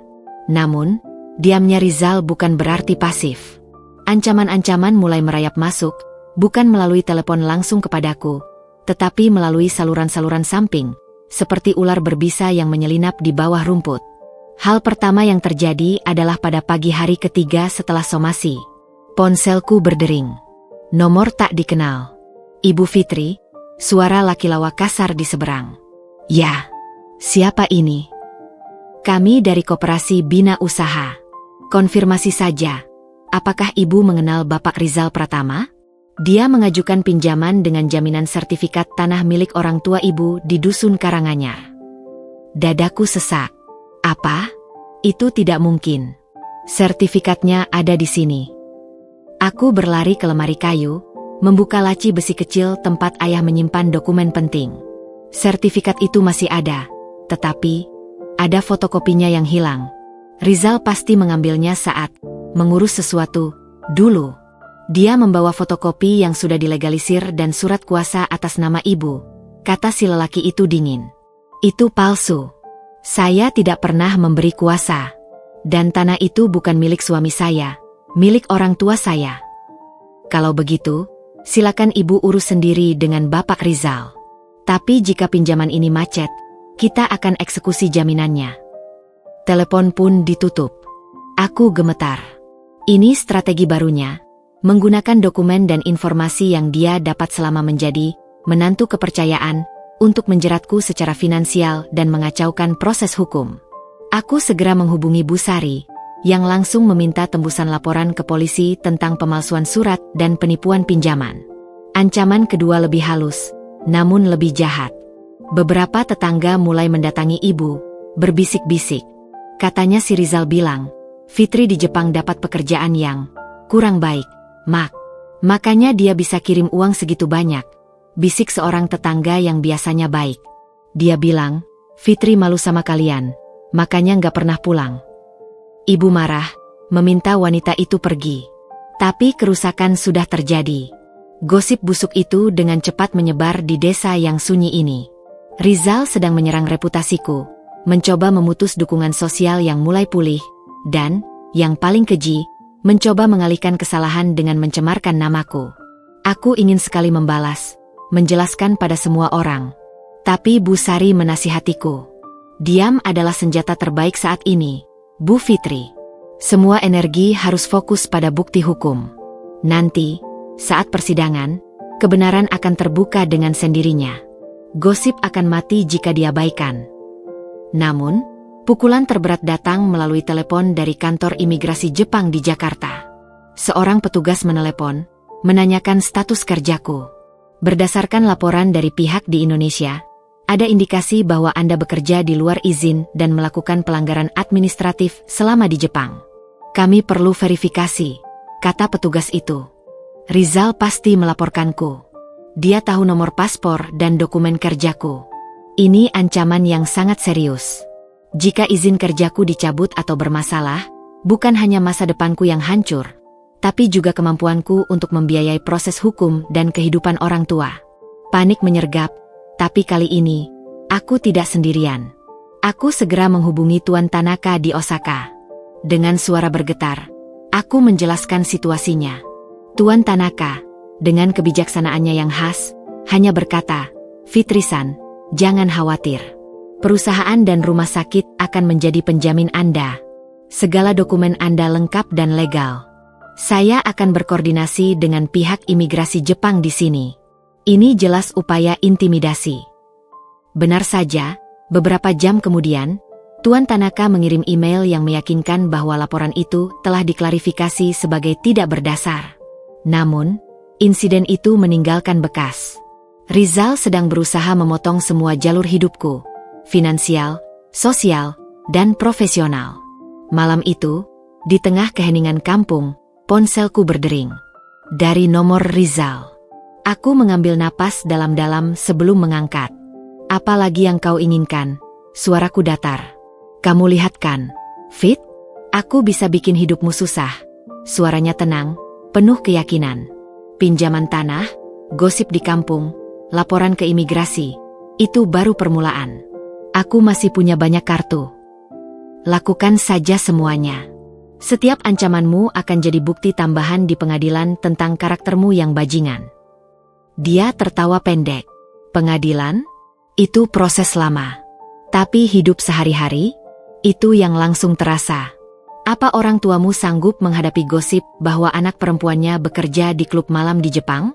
Apa mereka sanggup lihat anaknya dideportasi? Amarah mendidih, tapi aku tahan. Kau pikir dengan menakut-nakutiku, aku akan menarik laporan? Aku hanya mau negosiasi yang adil. Cabut laporan pidana. Kita cerai saja secara baik-baik. Harta kita bagi. Aku akan kembalikan sisa uangmu pelan-pelan. Kalau kamu keras kepala, aku akan hancurkan semuanya. Reputasimu, keluargamu, bahkan masa depanmu kembali ke Jepang. Aku punya kenalan, Fit. Kau cuma seorang perawat desa.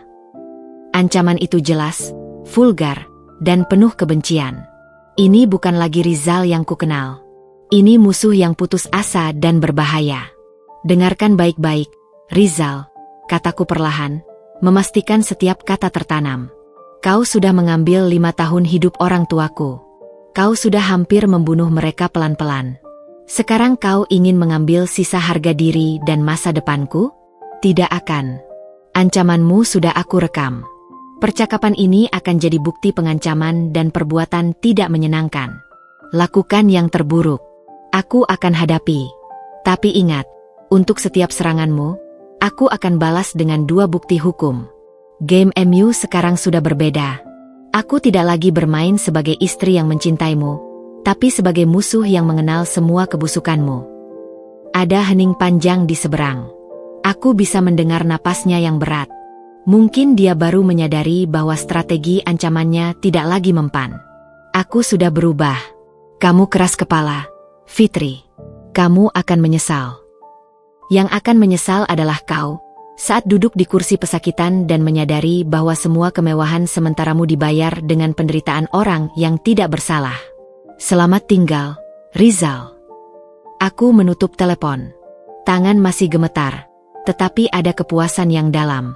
Perang dingin ini melelahkan, namun aku merasa lebih kuat. Ancaman-ancamannya justru mengokohkan tekadku. Dia menunjukkan betapa rendahnya dia bisa jatuh. Dan itu membuatku yakin bahwa tidak ada sedikit pun penyesalan atau kebaikan tersisa di hatinya. Esok harinya, bersama Bu Sari, aku resmi melaporkan seluruh kasus ini ke Polda.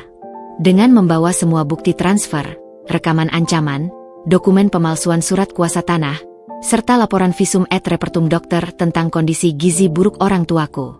Perang dingin berakhir. Sekarang, perang hukum yang sesungguhnya akan dimulai. Dan aku siap, dengan orang tuaku di sampingku, dan kebenaran di pihakku. Rizal mungkin punya kenalan dan ancaman, tapi aku punya bukti, keadilan, dan tekad yang kini sekeras baja. Setelah laporan resmi diajukan ke Polda, tekanan justru semakin berat. Rizal tidak lagi mengirim ancaman langsung, tetapi efek dari serangan diam-diamnya terasa. Isu miring tentang pekerjaanku di Jepang semakin menjadi-jadi, bahkan sampai ke telinga kepala desa. Beberapa orang mulai memandang sinis ketika aku lewat. Aku berusaha tegar, tetapi rasa terisolasi di kampung halaman sendiri terasa pedih. Ayah dan ibu, meski kondisinya perlahan membaik dengan pola makan teratur dan obat yang kini rutin, tampak sering murung. Mereka mendengar bisik-bisik itu. Ibu bahkan pernah pulang dari pasar dengan mata merah, menahan tangis. Ditambah lagi, proses hukum berjalan lambat. Rizal, melalui pengacaranya, membantah semua tuduhan. Dia mengklaim uang itu digunakan untuk investasi bersama yang gagal, dan bahwa kondisiku yang boros di Jepang membuat keuangan rumah tangga defisit, sehingga dia terpaksa mengatur ulang pengeluaran untuk orang tua. Kebohongannya begitu terstruktur. Di titik terendah ini, saat aku mulai meragukan apakah keadilan benar-benar akan datang, bantuan tak terduga muncul. Itu bermula dari panggilan dari mantan atasan lamaku di Jepang, Tuan Tanaka. Seperti biasa, suaranya tenang dan penuh wibawa. Fitri-san, saya telah mendengar perkembangan dari Bu Sari. Situasinya sulit, ya? Ya, Tanaka-sensei. Terima kasih masih peduli, jawabku, mencoba tidak terdengar putus asa. Keluarga adalah segalanya. Apa yang terjadi padamu dan orang tuamu sangat tidak adil. Dia terdiam sejenak. Kebetulan, saya memiliki teman lama dari masa kuliah dulu. Dia orang Indonesia, sekarang menjabat sebagai Direktur Jenderal di sebuah lembaga pemerintah yang menangani perlindungan TKI dan kekerasan dalam rumah tangga. Dia sedang berkunjung ke Jepang minggu depan. Apakah Anda bersedia jika saya memperkenalkan Anda kepadanya? Mungkin dia bisa memberikan nasihat atau bantuan. Hatiku berdebar.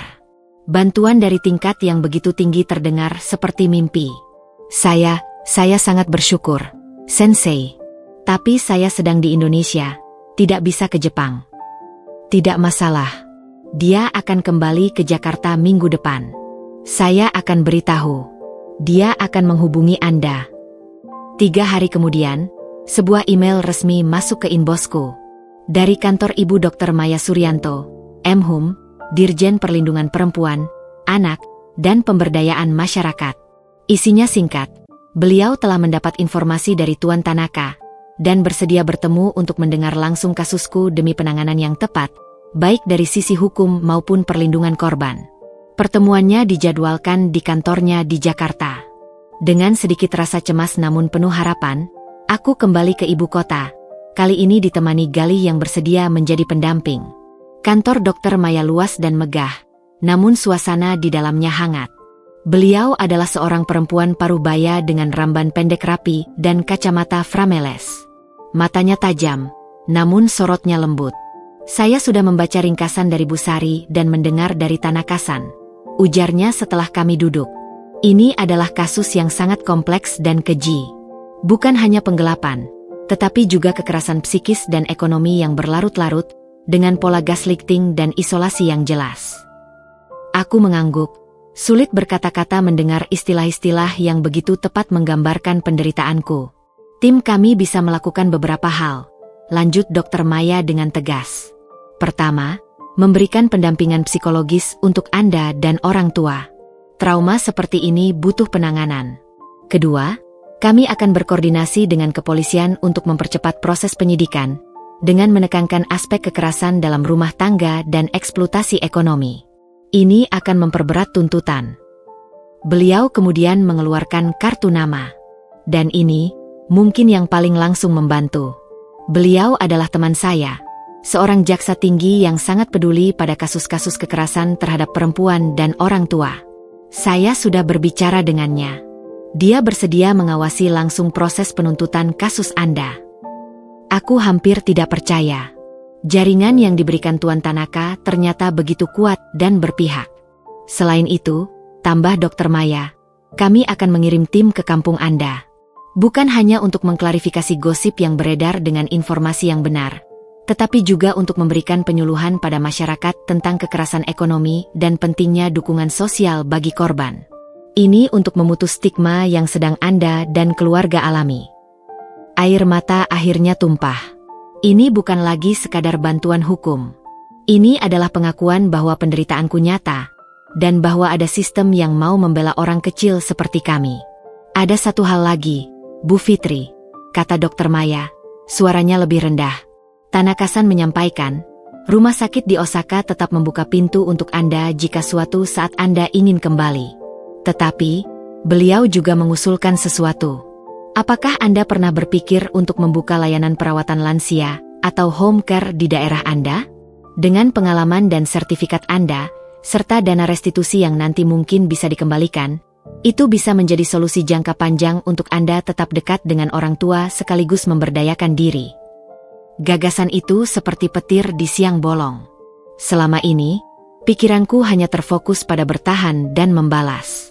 Tidak pernah terpikir untuk membangun sesuatu yang baru dari reruntuhan ini. Pertemuan itu mengubah segalanya. Dalam beberapa hari setelahnya, dampaknya langsung terasa. Polisi menjadi lebih proaktif memanggil dan memeriksa Rizal. Tim dari kementerian datang ke kampung, berbicara dengan kepala desa dan tokoh masyarakat, menjelaskan kasusku tanpa menyebut nama, tetapi menekankan bahaya kekerasan ekonomi dan pentingnya tidak menyebarkan gosip tanpa bukti. Perlahan-lahan, pandangan sinis tetangga berubah menjadi simpati. Bantuan lain datang dari tempat tak terduga, media. Seorang jurnalis investigatif dari media nasional, yang mendapat informasi dari jaringan Dr. Maya, menghubungiku. Setelah memverifikasi fakta dan berbicara dengan Bu Sari, dia menulis artikel mendalam tentang modus penipuan dan penggelapan yang menargetkan TKI perempuan dan keluarganya di kampung.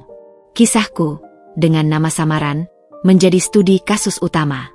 Artikel itu viral, membuka mata banyak orang dan memberikan tekanan publik pada proses hukum. Rizal, yang selama ini beroperasi dalam bayangan, kini terkena sorot lampu yang terang benderang. Reputasinya hancur di mata publik. Teman-teman dan koleganya mulai menjaga jarak. Media bahkan berhasil mengungkap kebiasaan judi online-nya. Tekanan dari berbagai pihak ini membuat posisi Rizal semakin terjepit. Pengacaranya mulai mengirim sinyal untuk bernegosiasi lagi, kali ini dengan nada yang jauh lebih lunak. Pulang ke kampung setelah pertemuan dengan Dr. Maya, aku merasakan kekuatan baru. Bantuan tak terduga itu tidak hanya memberi aku sumber daya, tetapi juga mengembalikan keyakinanku pada kebaikan dan keadilan. Aku menyadari, aku tidak sendiri. Ada banyak orang baik yang bersedia mengulurkan tangan ketika melihat ketidakadilan. Malam itu, duduk bersama ayah dan ibu di teras yang sudah kuperbaiki lampunya, aku menggenggam tangan mereka. Ada banyak orang yang mau bantu kita, bisikku. Ayah mengangguk, matanya berbinar untuk pertama kalinya sejak aku pulang. Kita harus kuat, nak. Buat mereka yang sudah bantu, dan buat diri kita sendiri. Ibu memelukku. Kamu anak yang kuat. Ibu bangga. Bantuan tak terduga itu bagai angin segar di tengah pertempuran yang pengap. Ia tidak hanya menguatkan posisiku di medan hukum, tetapi juga menyembuhkan luka sosial dan mengembalikan harapan. Sekarang, dengan sekutu-sekutu baru dan rencana jangka panjang yang mulai kulihat, aku maju bukan lagi sebagai korban yang putus asa, tetapi sebagai pejuang yang punya strategi dan dukungan. Dan untuk Rizal, badai konsekuensi dari perbuatannya baru saja benar-benar dimulai. Karma tidak selalu datang seperti petir di siang bolong. Terkadang, ia merayap pelan, dimulai dengan retakan-retakan kecil di fondasi kehidupan yang dibangun di atas kebohongan. Bagi Rizal, retakan pertama itu muncul dari orang yang paling dekat dengannya, wanita yang selama ini menghabiskan uangku bersamanya. Saat tekanan media dan hukum semakin besar, perempuan yang kerap muncul di akun Instagram rahasia Rizal, bernama Chika, mulai menyadari bahwa sumber kemewahan mereka bukanlah keahlian bisnis Rizal, melainkan uang hasil penggelapan. Ketika artikel media nasional itu terbit, dengan detail yang meski menggunakan nama samaran tetapi sangat mirip dengan cerita yang pernah Rizal bisikan untuk membenarkan kekayaannya, Chika mulai bertanya. Percakapan mereka, yang berhasil direkam oleh Chika sendiri saat merasa mulai dikhianati, sampai ke tangan pengacaraku melalui kontak jurnalis yang meliput kasus ini. Isinya menggambarkan kepanikan Rizal. Ini cuma fitnah, sayang. Media cari sensasi, kata Rizal. Tapi ini detailnya pas banget. Riz, transfer dari Jepang, orang tua di kampung. Itu kan mirip cerita kamu soal mantan kamu yang TKI? Kamu bilang dia nggak becus ngatur uang. Kebetulan. Jangan percaya. Aku cek sendiri, Rizal. Aku iseng cari nama Fitri di medsos. Ketemu. Dia memang perawat di Osaka. Dan aku lihat fotonya lagi sama orang tuanya yang kurus kering. Itu beneran, ya? Uang kita selama ini? Suara Chika terdengar bergetar, lalu berubah menjadi ledakan amarah saat Rizal mencoba membungkamnya. Rekaman itu berakhir dengan teriakan Chika, "Kau bajingan. Aku nggak mau jadi pelakunya. Aku keluar dari sini." Diikuti suara barang pecah dan pintu terbanting. Beberapa hari setelah insiden itu, Bu Sari menerima telepon dari pengacara Chika. Kliennya bersedia menjadi saksi untuk jaksa penuntut umum, dengan imbalan perlindungan dan kemungkinan klemensi karena telah menerima hasil kejahatan tanpa mengetahui asalnya. Dia menyerahkan bukti-bukti lain, foto-foto barang mewah yang dibeli Rizal dengan kartu kredit yang dananya dari transferku, serta cecet Rizal yang memintanya untuk berbohong tentang sumber uang jika ada yang bertanya. Karma kedua datang dari dunia yang membuat Rizal terjebak, judi online. Dengan reputasinya yang hancur dan proses hukum yang bergulir, para bandar judi yang selama ini memberinya kredit karena melihatnya sebagai high roller yang punya cash flow stabil dari Jepang, mulai menagih. Mereka tidak peduli dengan masalah hukumnya, yang mereka mau adalah uangnya. Rizal, yang biasanya bisa menutupi kerugian dengan uang kiriman bulan berikutnya, kini terputus alirannya. Aku sudah memblokir semua transfer.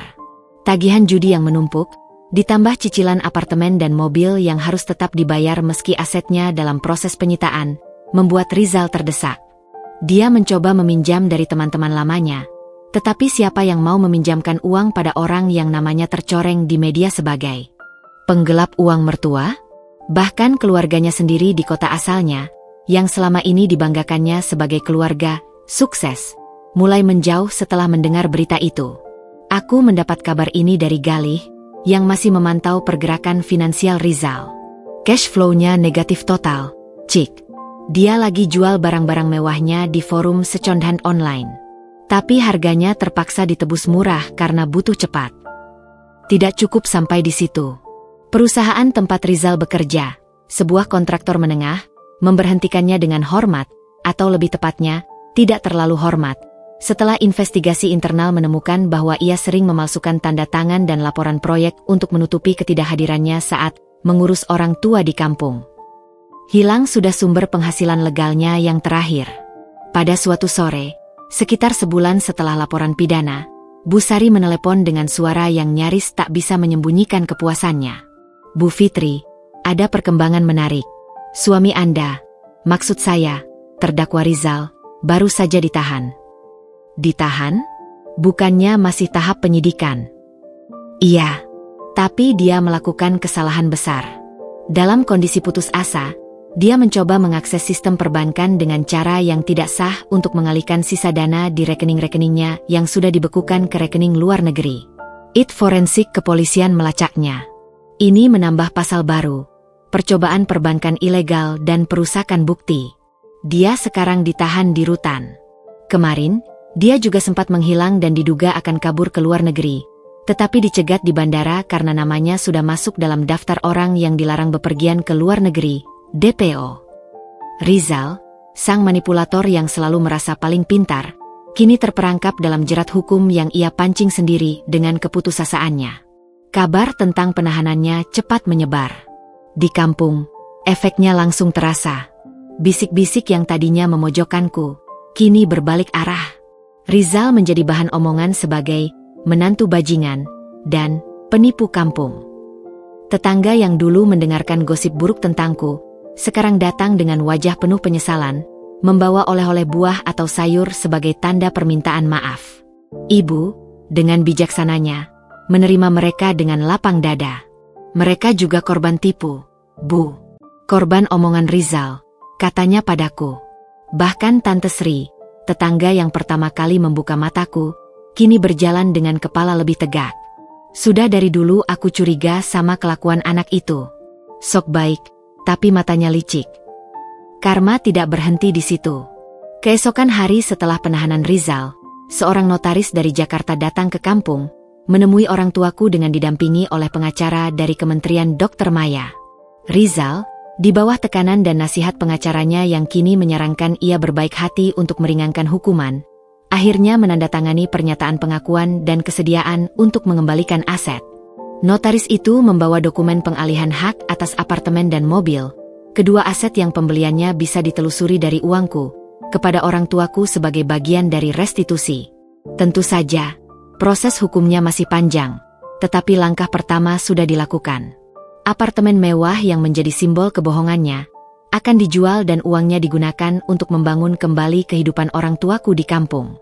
Malam itu, saat aku duduk sendiri di teras, memandangi bintang-bintang yang bertaburan di langit kampung yang jernih, aku merenung. Karma bagi Rizal bukan hanya kehilangan kebebasan, harta, dan reputasi.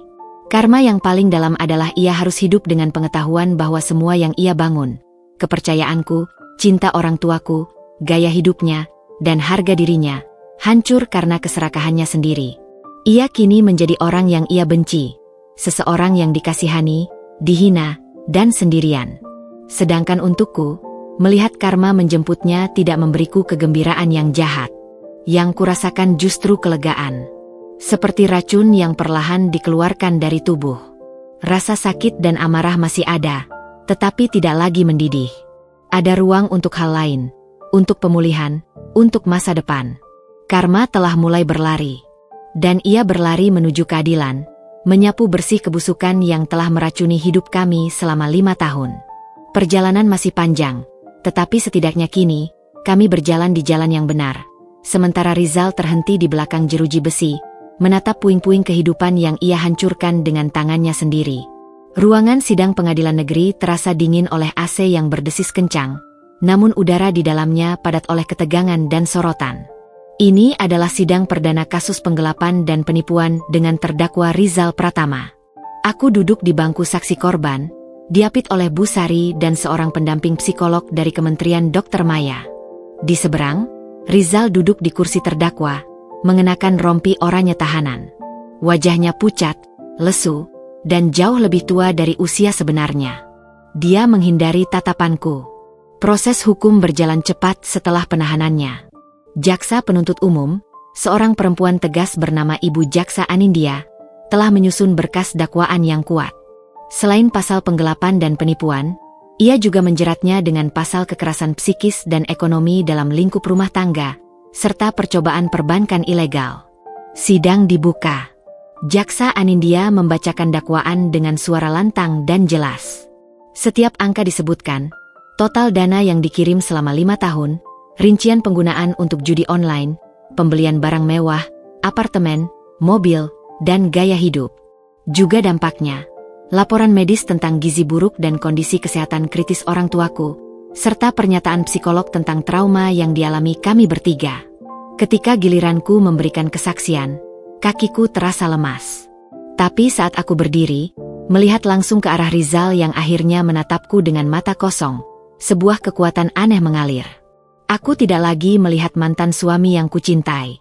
Aku melihat seorang terdakwa yang harus bertanggung jawab. Yang mulia, saya ingin menceritakan apa yang saya lihat saat pulang ke kampung tanpa pemberitahuan.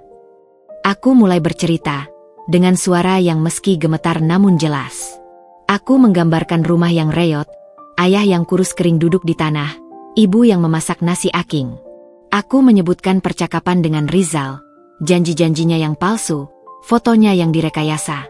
Aku juga tak lupa menyampaikan rasa bersalahku yang mendalam karena telah terlalu percaya dan membiarkan orang tua menderita. Saat kesaksianku, ibu, yang duduk di bangku penonton bersama ayah, menangis terseduh-seduh. Ayah memegangi bahunya, wajahnya kaku menahan amarah yang lama terpendam. Setelahku, giliran orang tuaku memberikan kesaksian. Dengan didampingi penerjemah karena mereka gugup, ayah berdiri. Yang mulia, saya cuma petani kecil. Saya percaya pada menantu saya. Setiap kali dia datang, dia bilang Fitri lagi susah, butuh biaya besar. Dia kasih kami sedikit uang, kadang cuma beras dan minyak. Kami terima dengan bersyukur, sekaligus sedih karena membayangkan anak kami susah di negeri orang. Kami malah pernah jual tanah warisan sedikit untuk kirim bantuan pada Fitri, karena kasihan. Ayah terisak. Pengakuan itu membuat seluruh ruangan hening. Bahkan hakim terdiam. Rizal tidak hanya menahan uang, dia juga menggaslight orang tuaku sampai mereka mengira aku yang butuh bantuan, dan mereka sampai menjual harta untuk membantuku. Kebejatan yang tak terkira. Ibu, dengan suara lirih yang nyaris tak terdengar, menambahkan, saya malu, yang mulia. Malu sampai-sampai nggak berani telpon anak sendiri. Takut dia tahu kami hidup susah. Lalu nambah susahnya di sana. Kami pikir itu yang terbaik. Kesaksian itu seperti pukulan telak. Jaksa Anindya kemudian menghadirkan saksi-saksi lain. Gali dengan analisis transaksi keuangannya, Tante Sri dengan kesaksian tentang kondisi orang tuaku, dan bahkan Cika, mantan selingkuhan Rizal, yang dengan wajah pucat bersaksi tentang gaya hidup mewah Rizal dan pengakuannya tentang uang dari mantan TKI yang bodoh. Barang bukti dipamerkan. Print out transaksi, foto-foto kontras antara kemewahan Rizal dan kemiskinan di kampung, rekaman ancaman telepon, serta barang bukti fisik seperti jam tangan dan tas mewah yang disita. Saat tiba giliran Rizal untuk memberikan pembelaan, ruangan semakin hening. Pengacaranya mencoba membangun narasi bahwa Rizal adalah korban dari tekanan ekonomi dan kecanduan judi, bahwa ia berniat baik namun terperosok. Tapi narasi itu rapuh di hadapan bukti-bukti yang sedemikian kuat. Hakim mempersilakan Rizal berbicara langsung. Ia berdiri, menarik napas panjang. Untuk sesaat, ia menatapku. Di matanya, ada campuran rasa malu, putus asa, dan mungkin 1 detik penyesalan. Yang mulia, saya mengaku. Ucapannya mengguncang ruangan. Pengacaranya terlihat kaget. Mereka mungkin telah menyusun strategi penyangkalan. Saya mengaku telah menggunakan uang istri saya, Fitri, tanpa sepengetahuannya. Saya mengaku telah berbohong kepada mertua saya. Saya mengaku telah menggunakan uang itu untuk judi dan gaya hidup saya. Suaranya parau. Awalnya, hanya ingin pinjam sebentar. Tapi seperti bola salju, semakin besar. Saya terjebak. Saya malu pada Fitri. Jadi saya menutupinya dengan kebohongan yang lebih besar. Saya membuat foto-foto palsu agar dia tenang. Saya menciptakan cerita bahwa orang tuanya baik-baik saja. Padahal, ia terhenti, menelan ludah. Saya tahu yang saya lakukan keji. Tidak termaafkan. Saya merusak kepercayaan istri saya, dan hampir membunuh orang tuanya dengan kelalaian saya. Ia kemudian menunduk ke arah orang tuaku. Ayah, ibu, saya minta maaf. Maafkan anak durhaka ini. Lalu ia menoleh padaku. Fitri, kamu tidak salah mempercayaiku. Aku yang salah. Aku yang menghancurkan segalanya. Aku menerima semua hukuman. Pengakuan itu tulus? Atau hanya strategi untuk meringankan hukuman? Aku tidak tahu. Dan mungkin tidak lagi penting. Yang penting, pengakuan itu diucapkan di depan pengadilan, menjadi bagian dari catatan hukum yang tak terbantahkan. Jaksa Anindya menekankan bahwa pengakuan itu patut diapresiasi, tetapi tidak menghapus beratnya kejahatan yang dilakukan, yang merupakan skema sistematis dalam waktu lama dengan dampak yang nyaris fatal. Sidang ditunda untuk pembacaan tuntutan di minggu depan. Saat keluar ruangan, kerumunan wartawan mengepung. Aku, dengan didampingi Bu Sari dan pendamping psikolog, hanya mengangguk dan berkata, saya percaya proses hukum. Rizal dibawa keluar dari pintu lain, kepalanya tertunduk, dihujani oleh sorotan kamera dan teriakan pertanyaan. Di luar, aku memeluk orang tuaku erat. Ayah berbisik, sudah, Nak. Suaranya sudah didengar. Kebenaran sudah menang. Ibu mengangguk, matanya masih merah. Kita bisa mulai lagi sekarang. Pengadilan dan pengakuan itu bukanlah akhir. Ia adalah penegasan. Penegasan bahwa kebenaran, betapa pahit pun, akhirnya muncul ke permukaan. Penegasan bahwa penderitaan kami diakui oleh hukum. Dan penegasan bahwa Rizal, akhirnya, harus menghadapi bayangannya sendiri di ruang yang paling terang, ruang sidang pengadilan. Rasa lega yang kurasakan bercampur dengan sedih. Bukan sedih untuk Rizal, tapi sedih untuk semua yang telah hilang. 5 tahun waktu, kepercayaan, dan kenangan pernikahan yang ternoya dibangun di atas pasir. Namun, di balik itu, ada biji harapan yang kecil. Biji untuk kehidupan baru, yang kali ini, akan dibangun di atas fondasi kebenaran dan kejujuran. 3 tahun berlalu. Matahari pagi menyinari halaman, rumah sehat Bina Lestari, dengan lembut. Aku berdiri di teras bangunan berwarna putih dan hijau yang sederhana namun bersih, memandangi seorang perawat muda mendorong kursi roda nenek Tini, salah satu lansia binaan kami, untuk menikmati udara segar. Di taman kecil, beberapa lansia lainnya duduk di bangku, didampingi terapis yang memandu mereka melakukan senam ringan. Rumah Sehat Bina Lestari bukan rumah sakit mewah. Ini adalah layanan home care dan daycare untuk lansia yang kudirikan di kampung halaman, tepat di atas lahan warisan orang tua yang tidak jadi dijual. Gagasan yang dulu diusulkan Dr. Maya, dan disemangati oleh Tuan Tanaka. Awalnya hanya 2 kamar di rumah orang tua yang dimodifikasi. Kini, setelah 3 tahun, kami punya bangunan khusus dengan 6 kamar perawatan, ruang terapi, dan klinik kecil. Dana awalnya berasal dari penjualan apartemen dan mobil Rizal yang berhasil disita dan dialihkan setelah putusan pengadilan. Tidak semua uangku kembali, tetapi cukup untuk membangun awal yang kokoh. Sisanya, kugantikan dengan kerja keras dan bantuan dari program pemberdayaan kementerian. Bu Fitri, obat untuk Pak Handoyo sudah datang. Suara seorang volunteer memecah lamunanku. Taruh di gudang obat, nanti aku yang atur. Jawabku sambil tersenyum. Ayah dan ibu, dengan kondisi kesehatan yang jauh lebih baik, menjadi bapak dan ibu asuh bagi para lansia di sini. Ayah, dengan kesabarannya yang pulih, sering menemani para kakek bercerita di bawah pohon mangga. Ibu, dengan kemampuan memasaknya yang selalu luar biasa, mengawasi dapur nutrisi untuk memastikan menu sehat dan lezat bagi semua. Aku sendiri tidak kembali ke Jepang secara permanen. Tuan Tanaka memahami pilihanku. Kami bekerja sama dalam kemitraan.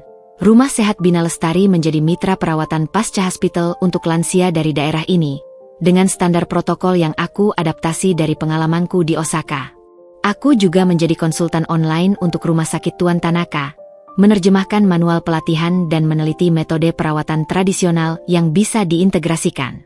Keputusan pengadilan terhadap Rizal telah inkrah. Ia divonis 4 tahun penjara atas berbagai pasal yang dibuktikan. Vonis itu mungkin terasa ringan bagi sebagian orang, tetapi bagiku, yang penting adalah penegakan hukum dan pengakuannya. Kabar terakhir dari Bu Sari, Rizal masih menjalani masa tahanan dan sedang mengikuti program rehabilitasi kecanduan judi. Aku tidak lagi mengikuti kabarnya. Bagiku, dia sudah menjadi bagian dari masa lalu yang pahit, sebuah bab yang sudah ditutup. Hidupku sekarang penuh, meski dengan cara yang sangat berbeda dari yang pernah kubayangkan. Pagi-pagi, aku memeriksa kondisi lansia, berkonsultasi dengan dokter desa, mengelola administrasi. Siang, aku mungkin mendampingi terapi atau memberikan pelatihan pada perawat muda lokal yang antusias belajar.